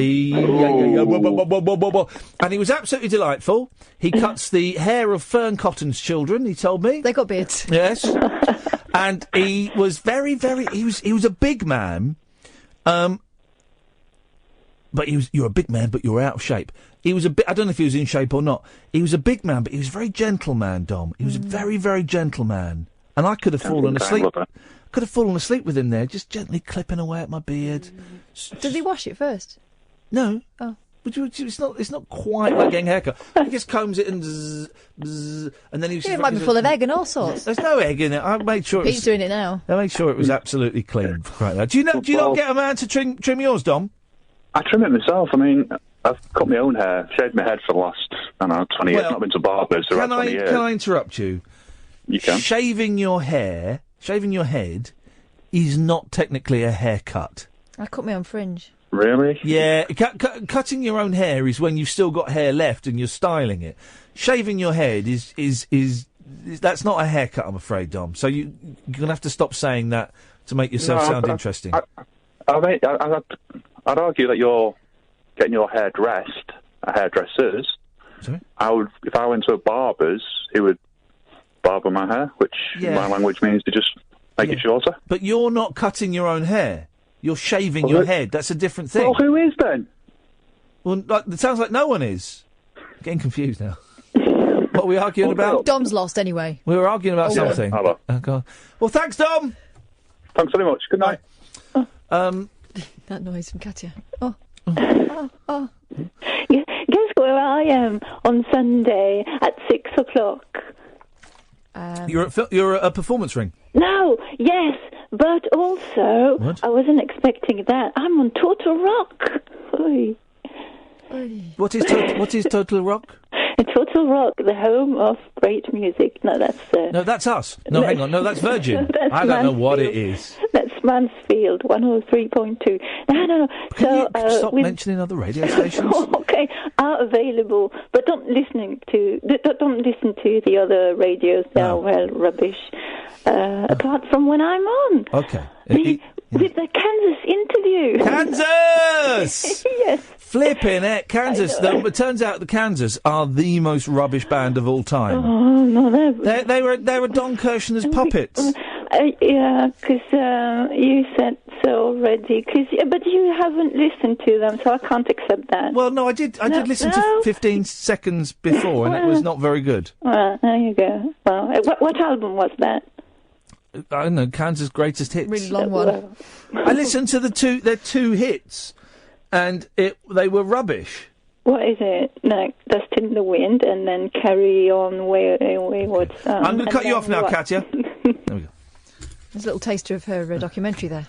We can't. God, I'm really tired of something. We can't have Kansas conversation again. We can't do that. That is once was enough. Once was plenty. Although Luke Haynes thoroughly enjoyed the Kansas chat, we can't go down there again. That would be highly inappropriate. I've started listening to my iPod for the first time in ages. I'm trying to walk more to get rid of this fat belly, which is going nowhere. It's going nowhere. But I've started to walk more. I want to get some good, loud, over-the-ear headphones. Now, the ones you got me are nice, but they're not very loud. Because I normally put in the Apple in your ear ones, but for some reason they keep falling out. I don't know if my ears got fat. Maybe your ear sphincter's relaxed. Something has happened because I used to have to grip them and they would stay in place, but now they move around so that they're in the position so they're not very loud. So you move them back so that they're loud, and then you walk, and then they kind of fall again. So I'd like the problem, and I don't want Dr. Dre's or anything like that. No, I've got some wireless ones, but then I feel a bit of a plum I wearing don't them. want wireless ones. No. I'm not. No. I also feel like a plum. I feel like Craig David or something. Why? What was Not that he's a wrong- plum, but he had big headphones. What was wrong with the old headphones with the orange bit of foam Oh. and the wire that went over your head, and you just clamp them on? My sister used to eat the foam, but apart from that, they worked a treat. Yeah, they were good. And then there were ones that had a wire over the head and they went in the ear. Do you remember those? They were good. They were my favourites, probably. I saw a girl and she had some headphones with like little ears. Oh, that's weird. Yeah, no, I quite liked them. So I need to get some sort of... But I don't want to... Here's the thing, guys. I don't want to spend money on this because I'm constantly losing headphones. All the time I lose my headphones. So I'd like them to... Be free. Free headphones. I would like very, very much for them to be free. Speaking of free, so this is this guy's coming on Friday. Glenn Berger, Never Say No to a Rock Star. It's brilliant. It's brilliant. He worked as a recording engineer in New York in the 1970s, and I've just got to the bit where he snogs Bette Midler. He never. He snogs Bette Midler, and she and then he was kissing her boobs. Woo! And then they were going to have sex, and then he bottled it. He was 19, and he She was would like be terrifying. really low down the rung, Well, and he just kept chancing his arm, and he had to go and drop some tapes off to her, and he said, and he was a bit high, and he said, "Bet here are your tapes. You fancy going out for a meal?" And she went, "Yeah, okay." And then they got back to hers, and she said, "You fancy coming in?" He's like, "Yeah, sure, it'd be great." And then they started kissing, and he started kissing her boobs, and then he bottled it. And he got up and he walked out and he's in the car. He's in the cab back to his apartment, going, "Ah! What have I done? What have I done?" What's he not done? It is absolutely. This book is brilliant because when he thinks someone is an idiot, he tells them that they're an idiot. I'm trying to find the bit. So let's have a quick break and then I will. Oh no, hang on. Here it is. 0844 499 1000 is the telephone number if you want to give us a call. No, let's have a quick break. Across the UK, online and on DAB. Late night, Iain Lee on Talk Radio. We have ways of making you talk. I cannot find the bit of the book I'm looking for. But the way he describes... where is it? And that page should be well thumbed because I keep reading it because it's very, very funny. The way this guy, this Glenn Berger, describes Paul Simon is just beautiful. I can't find it. I'll have a look for it later. He basically calls Paul Simon a Prick. And it's just done in such a beautiful way. 0844 499 1000, by the way, is the telephone number, guys. If you give us a call, we call you back. Yeah. But the beauty of this book is, right, normally when people write rock biographies and stuff, thank you for your comment about the John Lydon interview. When people write rock biographies, they're quite often still working in the industry. So they kind of couch what they say, and they're very cautious about what they say about people. But this guy doesn't work in music anymore. He's a psychotherapist. So it just lets them all... You've never read such honesty in a book. It's wonderful. Absolutely wonderful. I thoroughly recommend it. You can get it on Amazon. Never Say No to a Rock Star. Glenn Berger. He's coming on. Oh, comes a cup of tea. Thank you. He's coming on Friday, I believe. He's coming on. Let's just whack it down there. Thank you very much indeed. Now, the other book I've got, and I'm kind of regretting buying this. Do you remember we had Miles Johnston on Friday, who was talking about super soldiers, interdimensional warriors, and sucking off someone's soul vacuum or something like that. And I said, Miles, give me a book that I should read about the super soldiers and all this. And he recommended this book by John Irwin, called One Step Beyond the 16. And I ordered it, and it's... Well, I don't want to say it's a vanity publishing, because www.nohoax.com looks like a legitimate publishing firm to me. It looks legitimate. 0844 499 1000. But it looks like quite a thick book, and it's very bendy. It looks quite densely written as well. I'm going to struggle to get through this. Here's what it says in the back. We've gone to a lot of trouble to get you here. There is one important thing you must understand. Nothing of what you see here or hear here can never be repeated. Officially, this place does not exist. As an 18-year-old called up for national service, John Irwin thought his would be an ordinary tour of duty. He had no idea that when he was posted to Cyprus, he would be recruited into a top-secret unit called the 16, whose task was to assassinate key figures throughout the Middle East. He has never spoken about this elite unit in the 40 years since they disbanded, but now he breaks his silence to tell their amazing story. No government has ever officially confirmed the existence of the 16. Well, maybe that's because they don't exist. And nothing has ever been revealed about this mysterious group. Again, I refer you to my last statement. Is there any reference to the Nazi bell? There's no index, so probably. Oh. No index? With a book that fat with that many words? Yeah. Flipping it. Good luck with that. Their training was said to have surpassed that of the SAS in unarmed combat and weaponry, because Miles said that they were it was instinctive. So I would know if, there was someone in the next room that was coming in to kill me. I'd be ready. Yeah. Primed. Indestructible. Well, kind of. His description of their 4 key missions is explosive and a riveting account of the turbulent 1950s in the Middle East.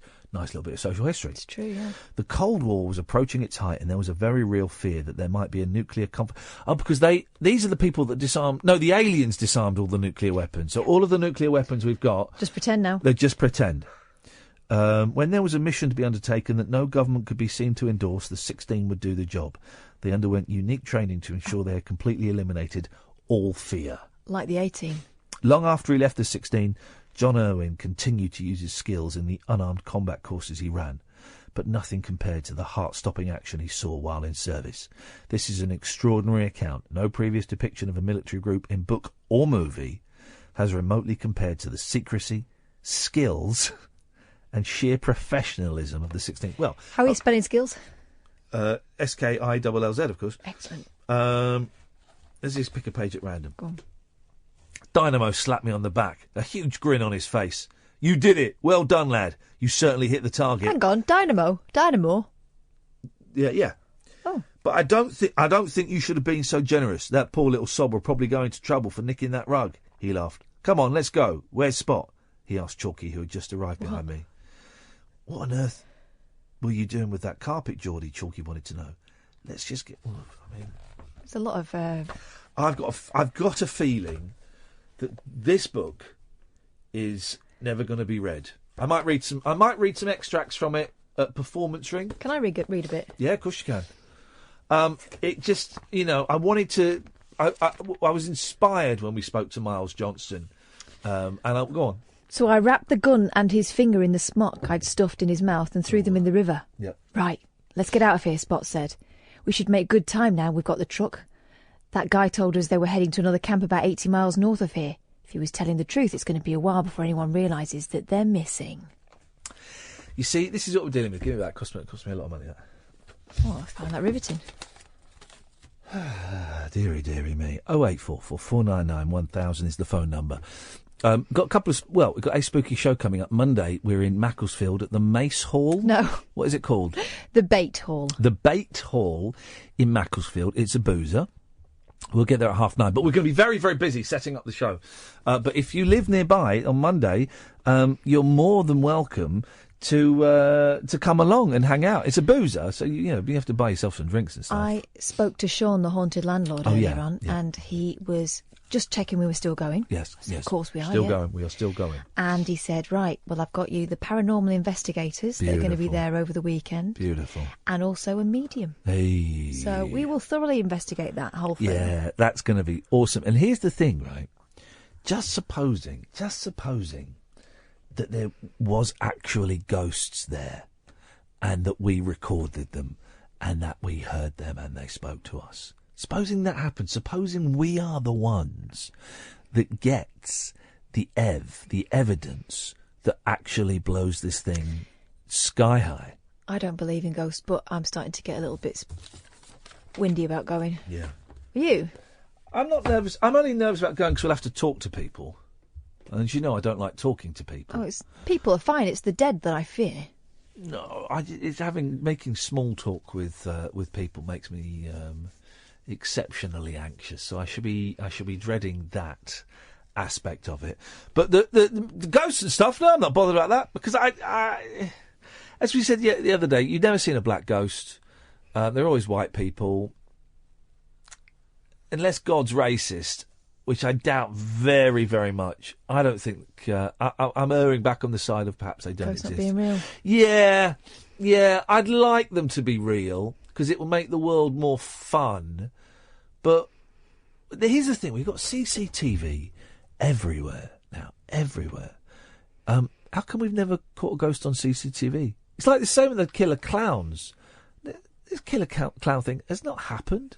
No, there is not one bit of mobile phone footage of the killer clowns storming around, terrorising people. No, and these days they'd only be doing it for giggles on the phones, wouldn't they? It's just, I don't believe that it's happening. I don't think the killer clown thing... The stories have dried up a little bit as well about the killer clowns. I've been doing a killer clown watch in the newspapers, and they've dried up. We'll probably get some more Monday, because that's proper Halloween. So Monday, Tuesday, maybe Wednesday, it'll all be over. Meanwhile, it's in the zeitgeist, right? Yeah. My daughter's been spending a lot of time with her grandma, because she's off school. She's not at school, she works at school. And they made a pumpkin today. Yeah. Clown one. Oh, really? Yeah, my daughter's obsessed with them. How do you make a clown pumpkin? It's got probably something really flammable that my mum's stuck in the sides of it. So it's got fuzzy green hair. Yeah. And instead of a triangle nose, it's got a round nose. It's a clown. It's horrible. I can't really do the pumpkins. Well, I'm a good carver. I struggle with the pumpkins. I'm not doing one this year, though. I can't be bothered. No. And also, has anyone ever eaten a pumpkin? No, because the ones you get in the shops for carving, just full of old cack, there's nothing in them that you could make a soup out of. Well, how much of it is supposed to be meat? Is any of it... It's supposed to be juicy inside, isn't it? Well, no, the juice, it's just that... Because you get the seeds out. Yeah, but it's just that inch. It's that inch. That's it. That's all there is that you can eat. So pumpkins are a con. They're hollow. I think if you were to get a pumpkin for eating, it would be... No, they're the same pumpkins. No. You think they're different pumpkins? Yeah, I think they do. They grow some pumpkins for eating and some for carving. Yeah. You're insane. Yeah. They grow some for size and some for juiciness. No, it's the same thing. They're the same thing. Why? Well, now I feel stupid. What did you think? Hey, this pumpkin's mainly hairy stuff and seeds and not much meat. That's all the meat you get. Well, then how do people make pumpkin soup? Lots of pumpkins. Oh, forget that. There's a bit of meat. If you get a big one, there's a bit of meat in there. Not enough, though. No. Well, I suppose if you were going to chop it up rather than carving it, like a squash. Have you ever tried cutting up a squash? That's a lot of faffing. You don't need to do that anymore anyway. They do them in bags. But if you do a squash... Yeah. It hurts your hands, first of all, because they're hard to cut. You kind of peel them rather than carving them out. And you get loads of meat out of them. What on earth are you talking about? Squashes. A pumpkin's a squash, isn't it? Yes. But if you get a butternut squash... Yeah, you get a pumpkin. This is how I imagine you would cook a pumpkin. Pumpkin. You just cut it in half, so you got your bits, and then you just scrape the stuff out. Yeah. Put it in a bowl, put it in a pan, add some stock, some other vegetables, pumpkin stew. I wouldn't eat it unless I was really hungry, because I bet pumpkin doesn't really taste of anything. No, not really. Get pumpkin pie. Mm. Is that a pudding pie or a mains? It's a pudding pie. But pumpkin is savoury. So if you're having pumpkin stew, it would be mains. If you're having pumpkin stew, it would be starters. Mm. If you're having pumpkin pie, it'll be dessert. You had squash soup the other day. What are you moaning about? But yeah, exactly. That was nice, wasn't it? Yeah, exactly, as starters. But you wouldn't then have squash pie as pudding. Yet the pumpkin is claiming both ends of the meal. Yeah, you know why? Because they go squash nuts, don't they, for a certain amount of time in a year. You've got squash too many. Nuts. Yeah, you've got too many squashes. Too many squish? Too many squashes, squash your nuts. You got too many squashes, you've got to make something of them. So you make all your dinner out of it. Well, I think it's outrageous when there are starving children in China. Are there? Oh, yeah, there are. We are basically putting food on our doorstep and allowing it to go. We're illuminating food and allowing it to go mouldy, just to summon a few spirits, trick-or-treaters. Mm. And I that's what I find the most offensive about Broken Britain. Really do. Really does break my heart. Guys, we've got another hour of this. You're more than welcome to give us a call. 0844 499 1000 is the telephone number. We call you back. Don't forget, dear listener, of course, that there is a podcast of the show. And I tell you what I'll do. When we come back from midnight, I'll give you 2 alternatives of where you can get the podcast, because I wrote a little blog on my website, iainlee.com, and I listed some of the other places that aren't iTunes. So I'll boot that up, and I'll give you some of those as an alternative. But if you want to give us a call, 0844 499 1000. This is Talk Radio. Across the UK, online and on DAB. Talk Radio. For those about to talk, we salute you. Talk Radio. 0844 499 1000 is the telephone number. If you want to give us a call, we call you back. I'm Iain Lee. This is Talk Radio. Late night, Iain Lee on Talk Radio. We have ways of making you talk.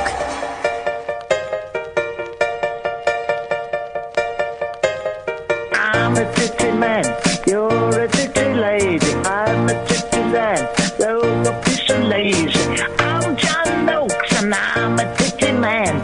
I'm Steve Hawking, I'm a titty man. But I'm a titty man, you're a titty lady. I'm a titty man, you're a piece of lazy. I'm John Noakes and I'm a titty man. I'm Steve Hawking, I'm a titty man. But true identity. True identity. I'm a titty man. No one knows what they're gonna see.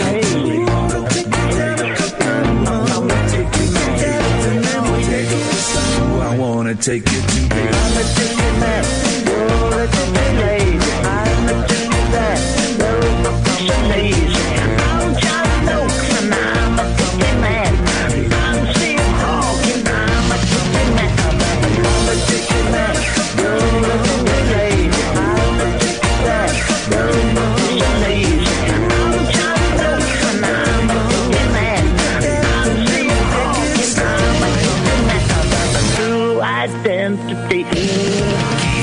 Hawking. I'm a titty man. True identity. I'm a titty man. True identity. I'm a titty man. True identity. True identity. I'm a titty man. Take off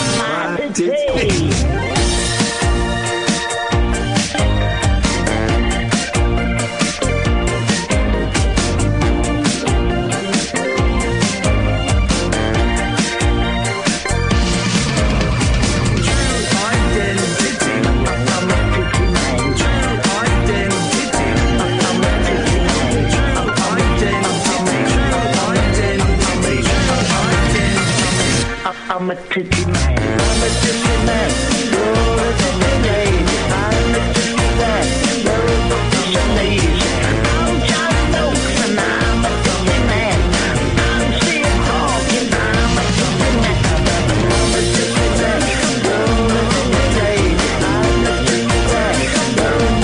a titty man.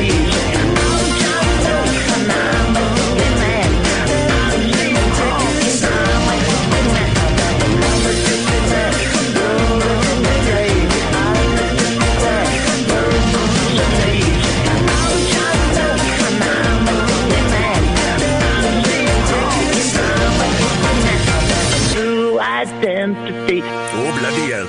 No. Thank you very much indeed. 0844 499 1000 is the phone number. So there are adverts all over the newspapers for Take That. Who are doing some concerts, and they're playing, big places. The O2, they're doing blimey, 1, 2, 3, 4 dates at the O2. They're playing stadiums as well. Yeah. But there's only 3 of them. Yeah. That's the thing. I would have thought... now, who can I thought, you know, going to see the Beach Boys, there's only 1 original Beach Boy in there. Going to see the Monkees, there's only 2 of the Monkees. But I thought that they'd been very successful as the 4 of them once Robbie Williams left. And they came back and they did stuff, and that was great, and they were playing stadiums. And I thought, well, that's weird that they're playing stadiums. Oh, but they have that's loads of great. dancers and machines and that, don't they? But the fact there's only 3 of them, and you kind of think... Jason Orange wasn't integral to the sound of Take That. I don't think any of them are integral to the sound of Take That. I quite like Gary. Take That. I don't think they could do it without Gary. They could, because they get... Well, he writes all the songs. Yeah, but they'd get better songs if they didn't have Gary. But I quite like a bit of Take That. But they're doing 1, 2, 3, 4, 5, 6, 7, 8, 9, 10, 11, 12, 13, 14, 15, 16, 17, 18, 19... Doing 21 dates, and some of them are in stadiums. There are 3 stadiums. There are big arenas, and you just kind of think, well, 0844 499 1000. You just kind of think, I mean, the tickets are going to be like a ton, at least. At least. And you're only seeing 3 of them. I would have imagined that Take That would be like they play a few... if there was the 4 of them, they get a few dates at the O2 and a few dates at the Manchester Arena. And if Robbie was with them, then maybe they could pull off a couple of stadiums. But the 3 of them doing stadiums, does that count? What happens when Mark Owen decides to leave? And He there's won't. 2 of them. He's tried to go it alone before, hasn't he? But what happens, would people pay to see 2 of Take That? And would they still be allowed to call themselves... Take That? It's like you go and see Shawaddy Waddy now, and there's not the original Shawaddy Waddies, or you go and see The Temptations, and it's not the original Temptations. It's a very strange thing. Who was that fella who used to come on our radio show? What group was he from? Oh, the Foundations, wasn't it? Yeah, but it turned out he hadn't sung in any of the hits. He joined them after they'd stopped having hits. And there was a woman from one of the incarnations of Boney M who was local as well. And you kind of think, all right, listen, fair play, guys, but you can't go around touting yourself as being a member of a group when you weren't. I don't know. It's a weird thing. Kiss, there's only 2 original members, but Kiss, I don't think it matters so much because they got the makeup on. Yeah. You're going to see the guys. So who's in the still makeup. in? Gene Simmons and Paul Stanley, right? Who are the main 2. Ace and Peter are now played by Tommy Thayer and Eric Carr, is it? Eric Singer. Eric Carr's dead. I do. I mean, but the Take That crew. I mean, the people that follow Take That, my sister and her mates. Yes. They would go and see him. They would go and see him anywhere. Yeah. They're very loyal. Yeah. And oh no, and I understand. You know the lengths I've gone to see the Monkees and the Beach Boys. I understand the loyalty to the band. I mean, part of me when I see the Beach Boys are playing next year, and it's just Mike Love and Bruce Johnston, but Bruce wasn't even an original member anyway. But and I'll go and I will thoroughly enjoy it. But part of me thinks, well, it's kind of like a Beach Boys tribute band. Yeah. Really. But with the Take That concerts, it's like a big girls' night out, isn't it? Yeah. I'm sure it's a brilliant concert. I'm sure it's absolutely brilliant concert. And they have lots of tricks and gizmos and things. Yeah.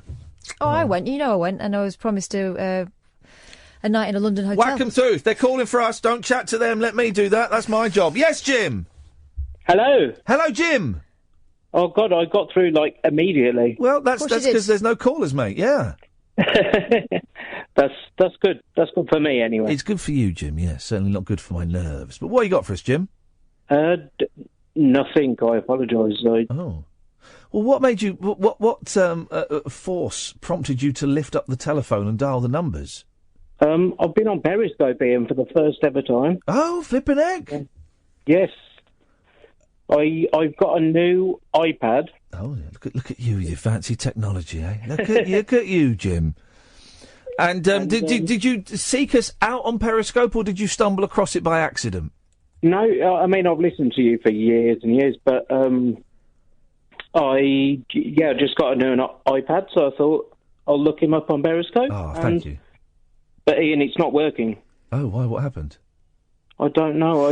Here's the thing. But Here's the thing. We turned it off, hoping that it would get some people to call up. And guess what? Oh, Guess what? It worked! Exactly. You called up! Hip, hip, hip! Hip, hip, hip! Have you gone to look at anyone else on Periscope? Not yet. I thought it might be a bit dangerous. It can be. It is an amazing thing, Periscope, right? Because you get there's a section of the app where you get a map of the world, and you kind of zoom in on anywhere in the world, and you can watch people from anywhere. Now, I saw that, Ian, and I got out of it. It was a bit scary. Yeah, it is. It's daunting. Now, I tend to go to the Americans because I like winding the Americans up. But you can literally go anywhere in the world and see anything. It's quite amazing, his technology, isn't it? Well, it is. It is amazing. That, let me just. Okay, let's have a look at the map. Let's see if there's anything. Let's see what's happening. Let's go to. Shanghai. I just saw Shanghai. Where are you? Oh, let's go to Seoul. See if there's anything happening in Seoul. There we go. Look, there's people doing a Periscope in Seoul. It's just I don't really understand. I'm surprised, though, if I'm honest, Jim, that someone hasn't done a live murder or something on Periscope, or a live bombing or something. Do you know what I mean? I'm not making light of that. I'm genuinely surprised that a terrorist organisation hasn't utilised this technology to spread their own poison. Jim? We lost Jim. Jim? Well, don't know what happened there. That was weird. Look, no, I wonder if there's any in North Korea. Yeah. Are they allowed it there? There's one in North Korea that happened. Let's have a look. This happened a few hours ago from North Korea. It's some. Oh, this is amazing. Look, we're looking in North Korea. It's some people. This is amazing. It's some women in a car.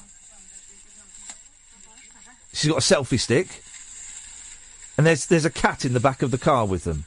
This is the oh, it's a little dog. Look at that. Oh. It's the weirdest thing. Can you skip forward in this? Right, I'm going to follow them. That's insane. 15 hours ago that was. We're going to follow them. Next time they're on, we're going to have a little look at that and see what we can find. Jim, you're back. Where did you go? Hello. What happened? I don't know. I think it was my phone, Ian. What the hell is going on with technology this evening, James? I know. It's ridiculous. It's ridiculous. Would you go and see a three-man take that? Sorry? Would you go and see a three-man take that? I think as they get less, it gets less important, doesn't it? Yeah. Although they're... I saw, Jason Donovan in H&M yesterday. What, performing? No, he closed his eyes, he drew back the curtain to see for certain. Oh. Is that a joke? Have you just done a joke? Yeah, sorry. Thanks for calling, Jim. Wow. The opening act for Take That is the All Saints. Now that... Really? That I wouldn't mind. They're making a comeback, aren't they? They're good. I like the All Saints. They follow me on Twitter. I don't know why, but I like the All Saints. They're like Spice Girls, but with a bit of edge. 0844 499 1000. This is Talk Radio. The wild man of late night radio is back. Iain Lee on Talk Radio. We have ways of making you talk. 0844 499 1000 is the telephone number. It's 12:15. 45 minutes of this nonsense to go, dear listener. Hey, listen to this. This is a macabre story. And do you know what my first thought was when I read this? That'll make a good film. Oh. But it's a horrible thing I'm about to read to you. Okay. Do you remember? This isn't connected in any way. Do you remember the Washington sniper? Mm. And it was. When there are two of them. It was a dad and Dad his and young lad. lad. The dad would drive around. The lad would drive around, and the dad had Was he in the cut boot out, or something? He'd cut out the back of the car so he could travel around in the back and shoot people. That's awful. And then there was the police chief was talking to him via the press conferences. You remember? And he got a load of flack because he was directly addressing questions that the sniper was putting to him, and he was saying it in the thing. And it was. I remember at the time thinking, "Oh, that'll make a good film," and it didn't. It made a really bad TV movie. Oh, what a shame. Well. And what was his? He wasn't terrorist, was he? I think he had an Islamic. I think he was a Mohammed, but it wasn't an Islamic terrorism thing. Is it a racial thing? No, I thought he had beef with the police. I think he had beef. If anyone knows the the reasoning behind the Washington Sniper, 08444991000. And didn't they catch him? I'm mixing things up. Didn't they catch him because he shot someone at a petrol station, but he didn't kill them? And so normally he was like one shot and he killed them, and then they'd be off. But they were looking for a white van, weren't they? They were convinced it was a white van. And then he shot someone, but he didn't kill them, and he stayed to shoot them again or something, and they spotted him. Does anyone know? Is there a book out about the Washington Sniper? Because I would read that. I would totally read that. Better than a book about 16 super soldiers that I spent £12 on that book though. So £12? Well, in fairness, that does include postage. Okay. And it's probably limited edition. So the podcast, I thought I'd tell you about other ways of getting the podcast. Okay, so obviously there's iTunes. Let me give you two other ways. If you go to iainlee.com, I've posted loads of links up about how you can get podcasts, how you can listen again to the shows on the Talk Radio website. Turns out it's easy. What's everyone whinging about? Oh, it's really hard. No, it's not. I did it in 30 seconds. Honestly, it's the easiest thing. You go to the Talk Radio website, click on radio, click on schedule, click on my show, pick a date, boom. Right, and it looks like it's all in bits, but it plays one after the other. It's easy. Oh, I don't know. I know it's not as convenient as having it in your pocket. I know that, guy. There are ways around that if you want to find a way to record it. There are ways of doing that. Go and look online. I don't know what they are, but I know it's not the most convenient way. But if you're at work or you're at home, you can do it. So, it's there. Go to talkradio.co.uk, click on radio, click on schedule, click on my name and pick your show. Let me give you two other options for downloading the podcast. You can get it from basically almost anywhere. If you go to Overcast FM, if you get your podcasts from Overcast FM, you can get it there.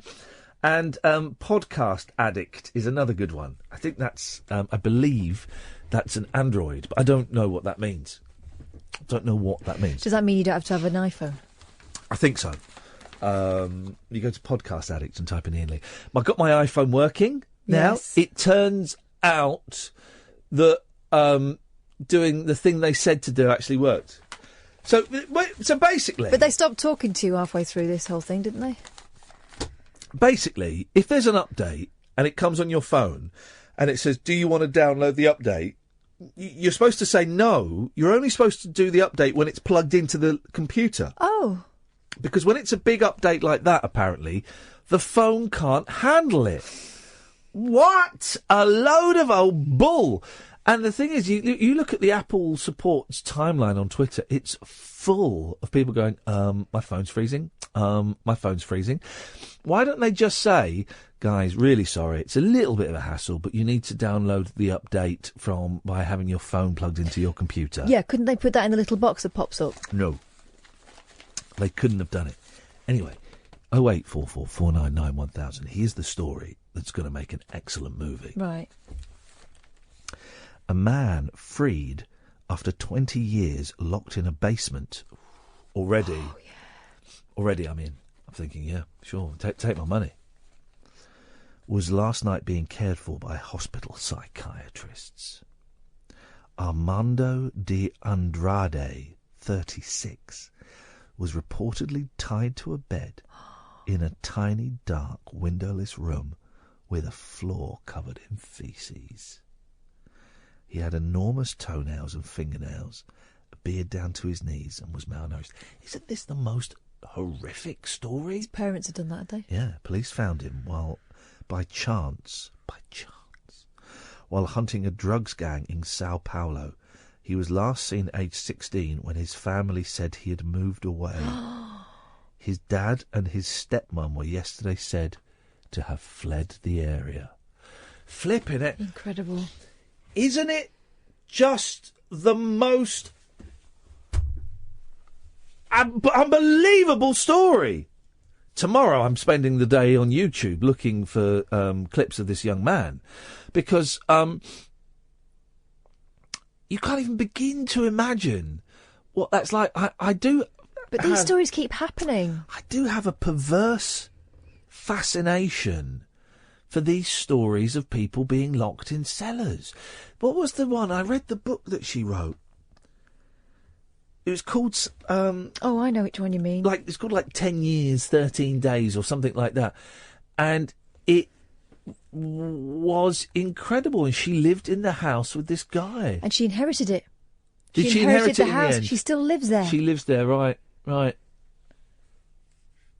Of course, there's... who was the Fritzl? Yeah. Joseph Fritzl. I mean, that was incredible, because he built like a secret basement and loads of different doors and stuff. And Yeah, she had cells they were, weren't they? She had kids by him, didn't she? Mm-hmm. And his wife knew about it, didn't she? Didn't she? Well, how could you? How could you not? What are you doing down in the basement? Nothing.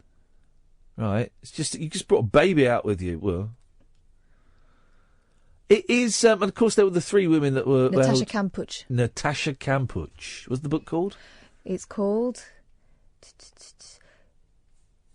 3,096 Days. Yeah, it's some book. Do you know? I've not seen that for a while. Maybe I had a big clear out of books. Maybe I had a clear out of that. It's some book. 08444991000. But it just goes to show you do not know what's going on in people's houses. You don't know. And all these people that are missing, there are loads of people who've gone missing. Who knows how many more people are being kept in that kind of way? People, the Washington Sniper has a book by the police chief. It was motivated by racism. The older one was executed. The younger had life without parole.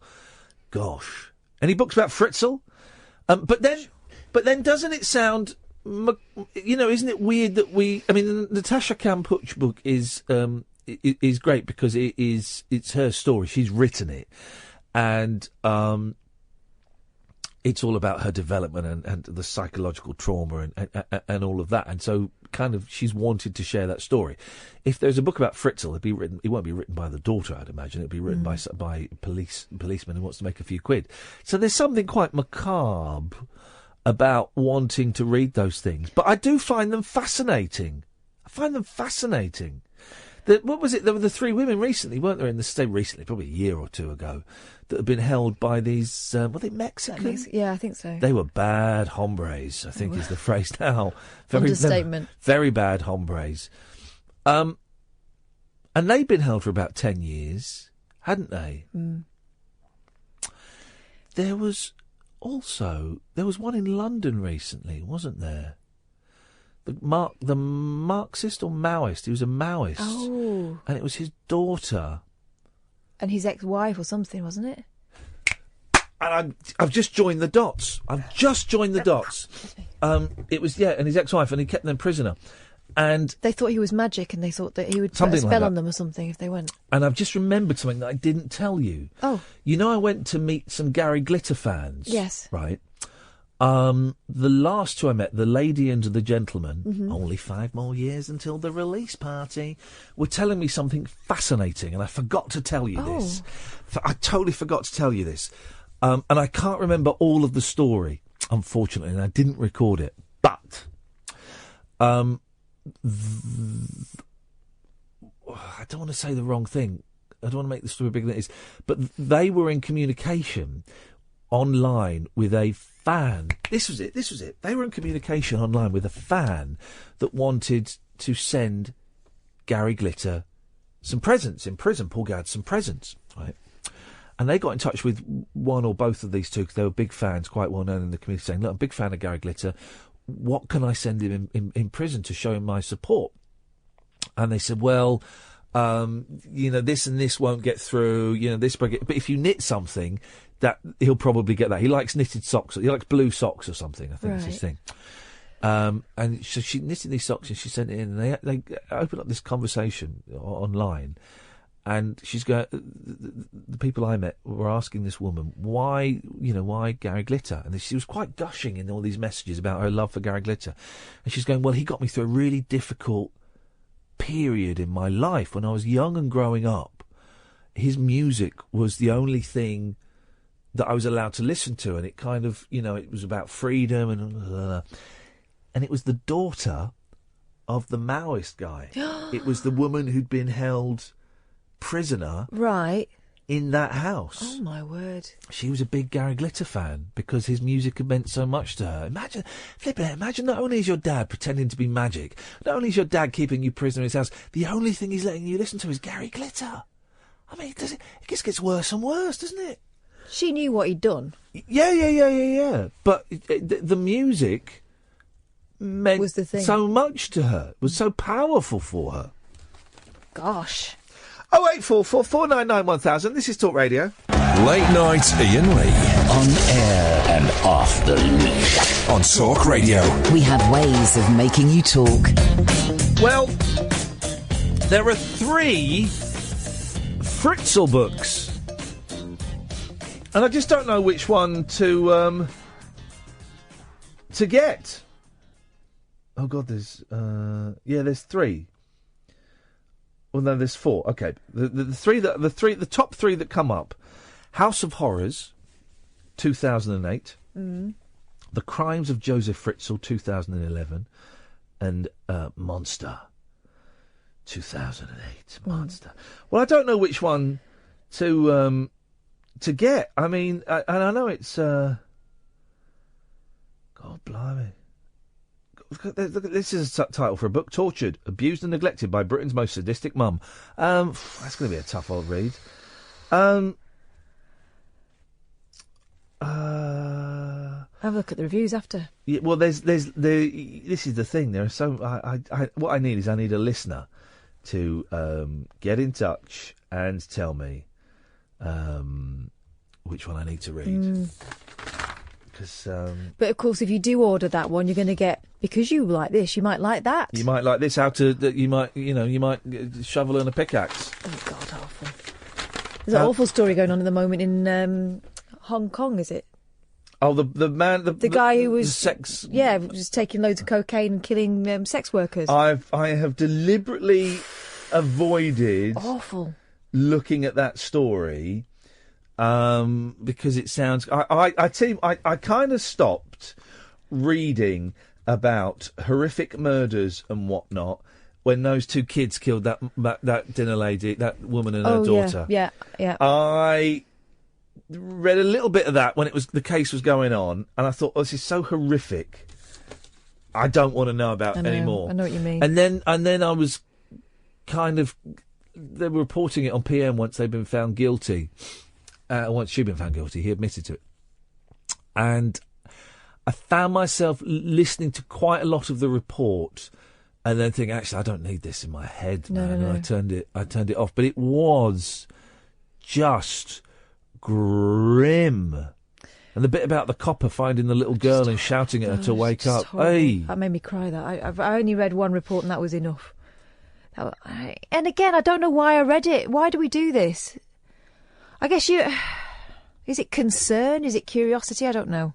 Well, I don't know. But it was, so I'm not reading, I'm not reading too many. Well, that guy was something else. Well, the whole thing was just, I don't know why, I know why they did it. But the press made a really big thing and after that they curled up in their pyjamas to watch vampire romance movies. All right, so they're watching Twilight. I don't quite understand, as though Twilight had somehow inspired them to go off and do whatever they got and up only to. Some of the papers reported that they were having sex with each other as well that night. I mean, it was the kind of... They're into a lot of things that kids shouldn't be into. Yes. And I don't think it was the movie What Done It. No, exactly. 0844 499 1000 is the telephone number. If you want to give us a call, you're more than welcome to. There's a picture of two cats with David Bowie's eyes. Oh. It's ground control to Major Tomcat. Because you know David Bowie had different colour eyes. Yeah, I do, yeah. So he got smacked in the eye. That was how it happened. Yeah, didn't he have one really dilated pupil? Is that what it was? No, they're different colours. Oh. One's blue and one's green. You can see his eyes. His eyes is there. One's blue and one's green. All right. I think they were both blue, and then he got smacked in the eye as a kid. Pets Iris and Abyss have mismatched peepers like music legend David Bowie. The twin moggies who live in Russia have different coloured irises due to a genetic quirk, so they can thank the genie. Oh, that was good! For their 70,000 Instagram followers. And they've done the thing that we all like when they do in newspapers. Songs? They've done songs. Okay. Suffragette Kitty. Oh. Life on Mouse. That doesn't even work. Space Odd Tabby. Young Americats. No. Pets Dance. That's a good one. Yes. And, well, it's supposed to be Golden Years. Golden Purrs. No. I mean, that's 2 minutes slapdash work. No high fives in the newsroom that day. That is rubbish. That's work experience. I mean, that really is very, very. That's really poor. I'm sure we could do better than that. Let's not bother. But I'm sure we could. I'm sure you guys could if you really thunk about it. You could. What have I written down here? 0844 499 1000 is the telephone number if you want to give us a call. Oh yeah, here we go. This is brilliant. This is what I wanted the whole show to be about. I knew there was something. It's got toe hurt. Upload dad cuts off two tootsies with pliers. Get in there, sunshine. What was the first word? Opblow. Oh, what's that mean? Operation means he didn't get his operation that he wanted. So, and there he is. There's Paul. There's Paul with his pliers. Glum face. Oh. He took his toes off. An ex-soldier. Oh, of course he is, like Rambo. Tough guy. Remember we had an old man pull a tooth out live on air with pliers? Yeah. Do you remember that? After a lot of vodka. Yes, there was a lot of vodka was involved, but that was absolutely brilliant. Is that what we won the Sony for? It should have been. Should have been. This old guy pulled his teeth out with a pair of pliers. He was always doing it, apparently. And wasn't he the guy who used to sometimes glue them in? Yeah, he did. Well, that makes sense though, because what is gum made of? Is gum plastic? Is gum made of the same thing they make plastic out of? What, your gums? Yeah, in your mouth. No. Well, what is it then? You tell me. Skin, innit? It's not skin. It is. Well, it's not. How come it... Okay, first of all, how come it's a different colour to skin? Well, like your lip skin. Can I say something that might sound racist? Can I? Go on. How come black and white people have different colour skin? Got the same colour gums. Shows we're all the same inside, really, I suppose, doesn't it? Yes. So it's the opposite of racist. It's actually nicest. Yeah. But how come? I'm not a biologist, but... Wouldn't it be funny if, black people had blue gums and we had, we've got pink ones, but we had, green gums. Do you know what I mean? There's a bit more variety. The human body is very boring. Very samey. Very, very samey. There's not enough variety. Okay, so we've got the black and we got the white and we got the Chinese and the Japanese and but it's all variations on a theme. There's not as much diversity amongst human bodies as I would perhaps like to see. You know, the different shape of the eyes, perhaps the slightly different shape of nose. But that's it. It's not as if you get some people that have got, Spock ears. You know what I mean? Spock's ears are different, and that's brilliant. Of course. Or they've got an ear coming out of their bum hole. Right. Do you know? Or I can't really think of what evolution might be preparing that person for. To hear low down. There's so many...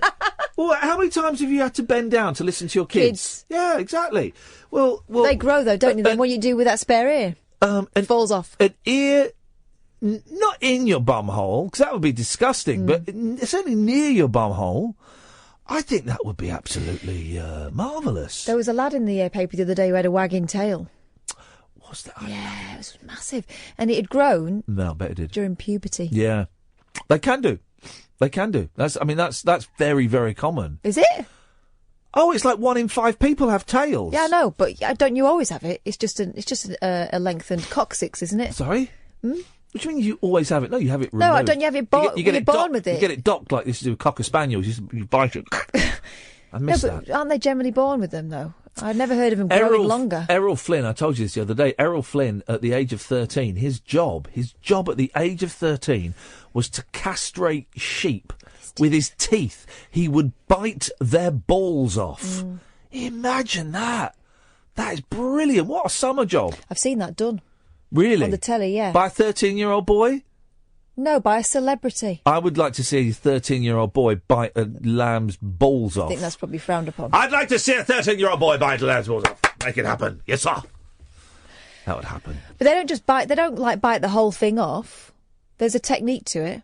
Well, yeah, of course. They sort of nip the bottom of it off of the sack. Yeah. And then they drag the insides out with their teeth. No. Yeah. And then they nip off the little tubes. There's a technique.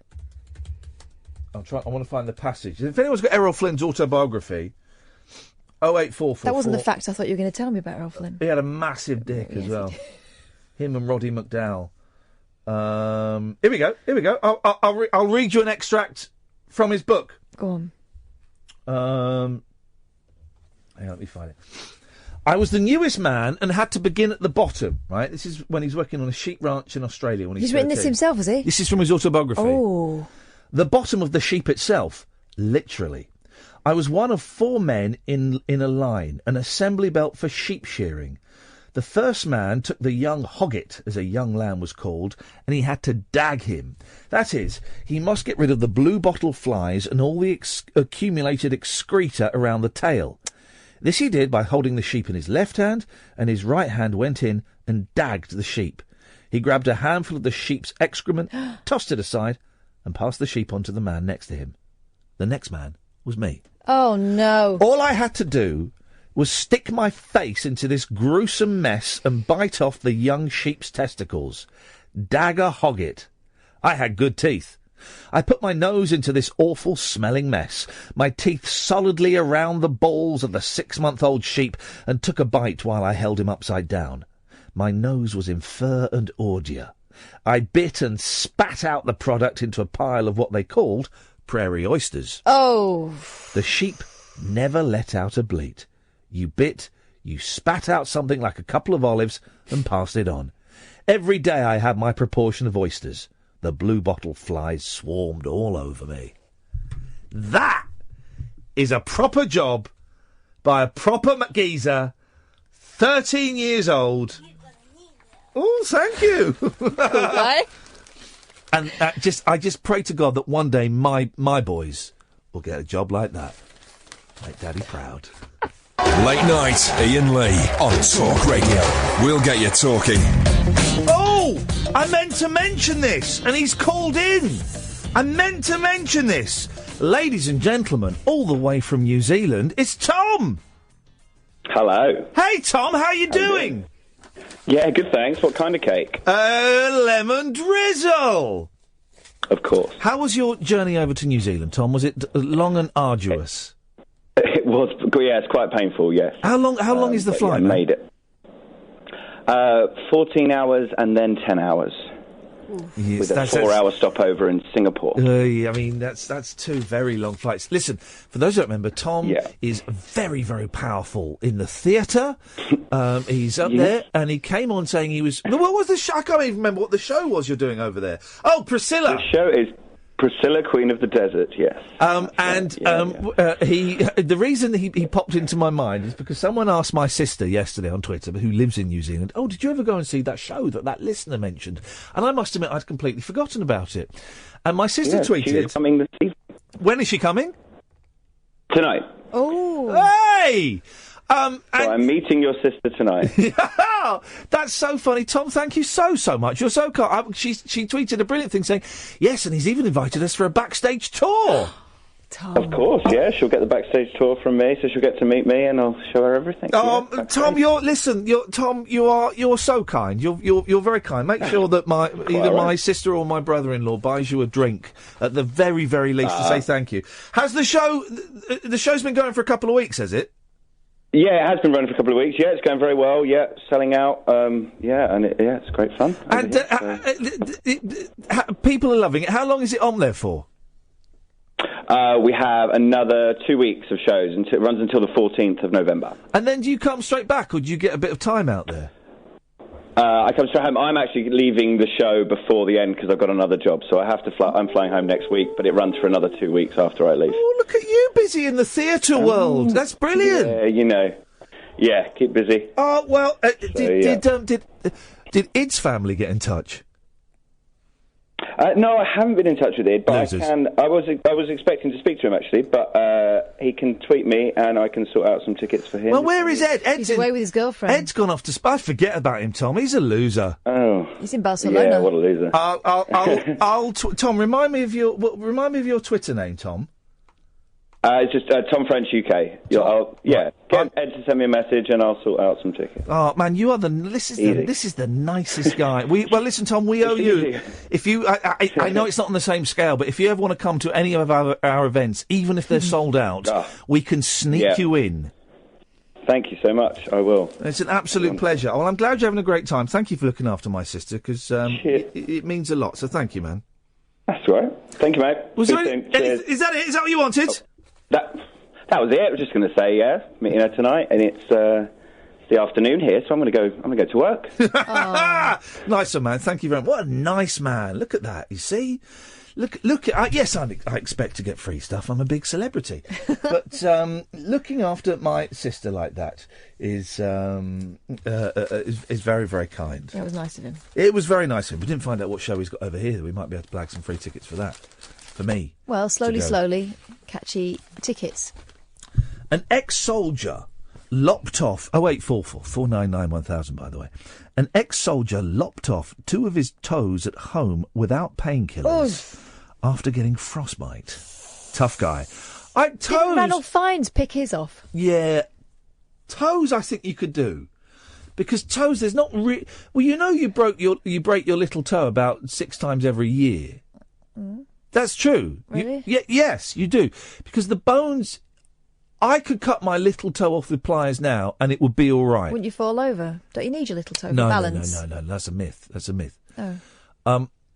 I could cut my little toe off right now and I'd be all right. Mm. It would smart a bit, but it probably would hurt less. You know when you're pulling your toenails off and you do the big toe... But it goes down too far, and the point goes down, and you pull that bit off, and it bleeds. Yeah.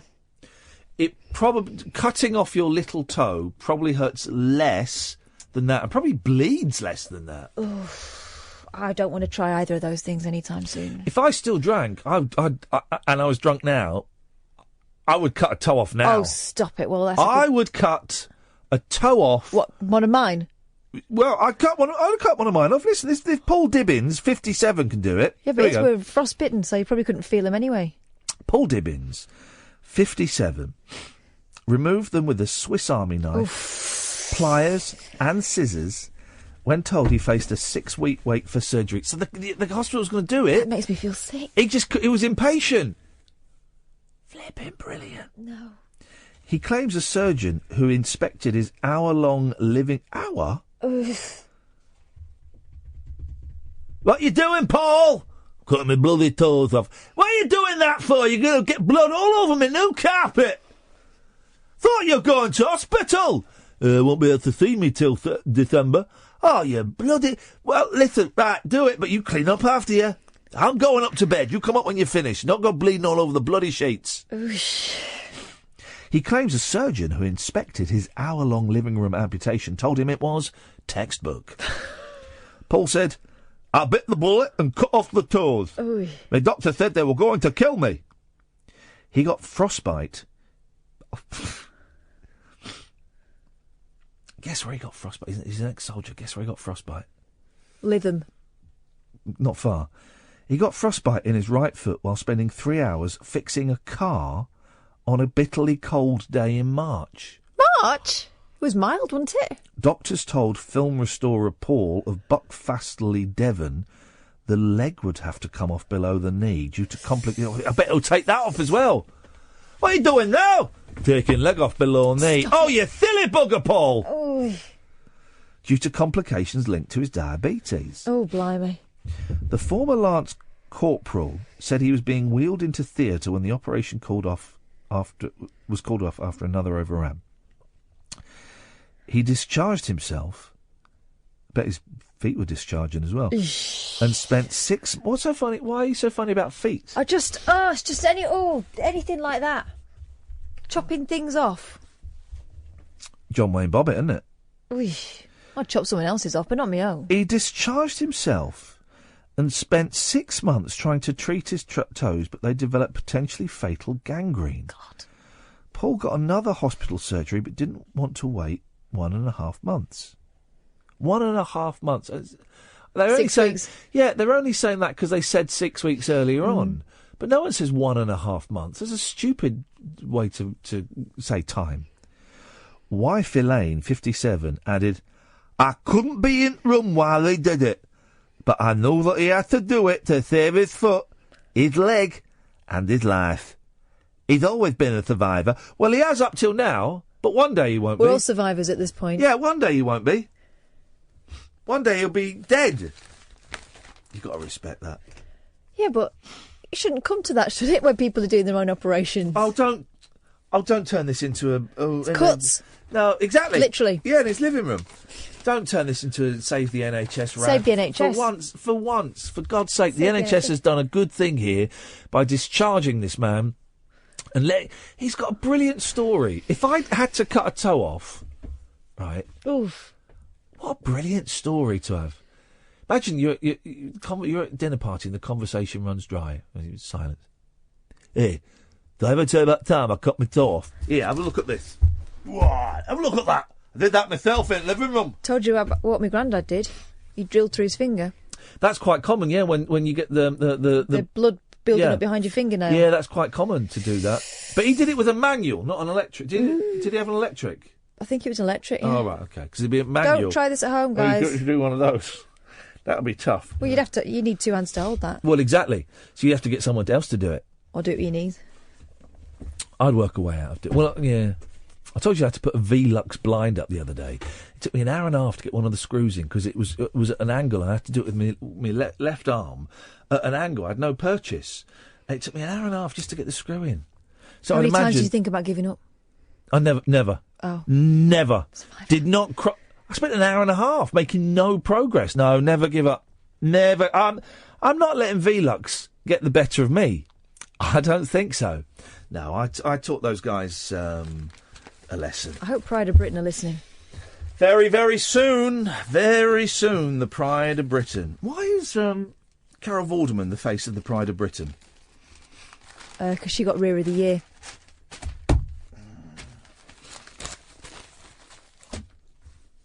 Dial M for makeover as BT gives phone boxes a futuristic facelift. What for? No one uses them.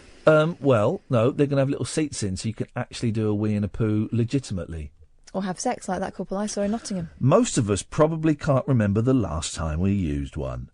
Now BT are attempting to make phone boxes more relevant by offering free calls, super fast Wi-Fi internet, here we go, and charging points in the kiosks. The facilities, branded as link sites, will also have touchscreen computers which offer access to maps. I tell you, the best thing as a kid, and this is before we had video games, before we even had the Binatone, the best thing as a kid, and it was like the old-fashioned equivalent of touchscreen, was the big map on the edge of Slough, and you had buttons to press, and it would light up. Yes, I remember. That was, and we never. It was You right are here. It was right at the end of the high street by the library, but it was a weird place that we didn't really go very often. So it was a real treat. It was a real treat to go and stand by this map, and I remember it being massive. And like in my head, I remember like a row of like 100, and they were like big silver buttons, big knobs. I remember about 100. There were probably about 12. But I could stand there all day just going, right, you are here. There. Library. Oh, there it is, over there. It was the most fun you could have. The most fun. Do you see those anymore? No. I love You Are Here maps. I don't know why. There's something about... I'll tell you the most fun was going into W.H. Smith's. This is when I was 9 years old. On a Saturday morning, my mum would go to shopping in Slough, and she'd leave me in W.H. Smith's or Boots for 2 hours while she went off, and we'd play Spectrum. We'd play the Spectrum games. Until Boots got a bit wise to it, and they didn't have games preloaded up. They would get wise. And that is why, I've got bandy legs. Genuinely, this is why I think I've got bandy legs. Because you'd stand there for 2 hours playing Spectrum games. Yeah. And I would stand there with my foot kind of pushed against my leg, like that. And then I'd get tired and I'd swap up. But basically, 2 hours a week. You reckon you banded your legs like that? Yeah, and because you're flexible at the age of 9, 10 and 11. Bones. Soft bones. I gave myself bandy legs. Brilliant. Brilliant. Pride of Britain again. The first Link London kiosks will be installed in Camden, North London next year, where people will be able to go and skin up spliffs in them. They will last 3 weeks. And instead of those cards advertising O and A levels, you know what O and A levels mean? I do now. You taught me that. Yeah. I didn't know that till this year. They will have virtual reality prosy cards. Well, that's great. O and A levels. Makes it sound like they're... I did wonder why the qualifications were important. Yeah. I know it's outrageous, isn't For the chit-chat. That's it. That's your lots. Back tonight at 10 o'clock. Thank you for listening. Thank you for watching. Follow me on Twitter. Ta-ta. Talk Radio. We've got entertainment and we're not afraid to use it. Talk Radio.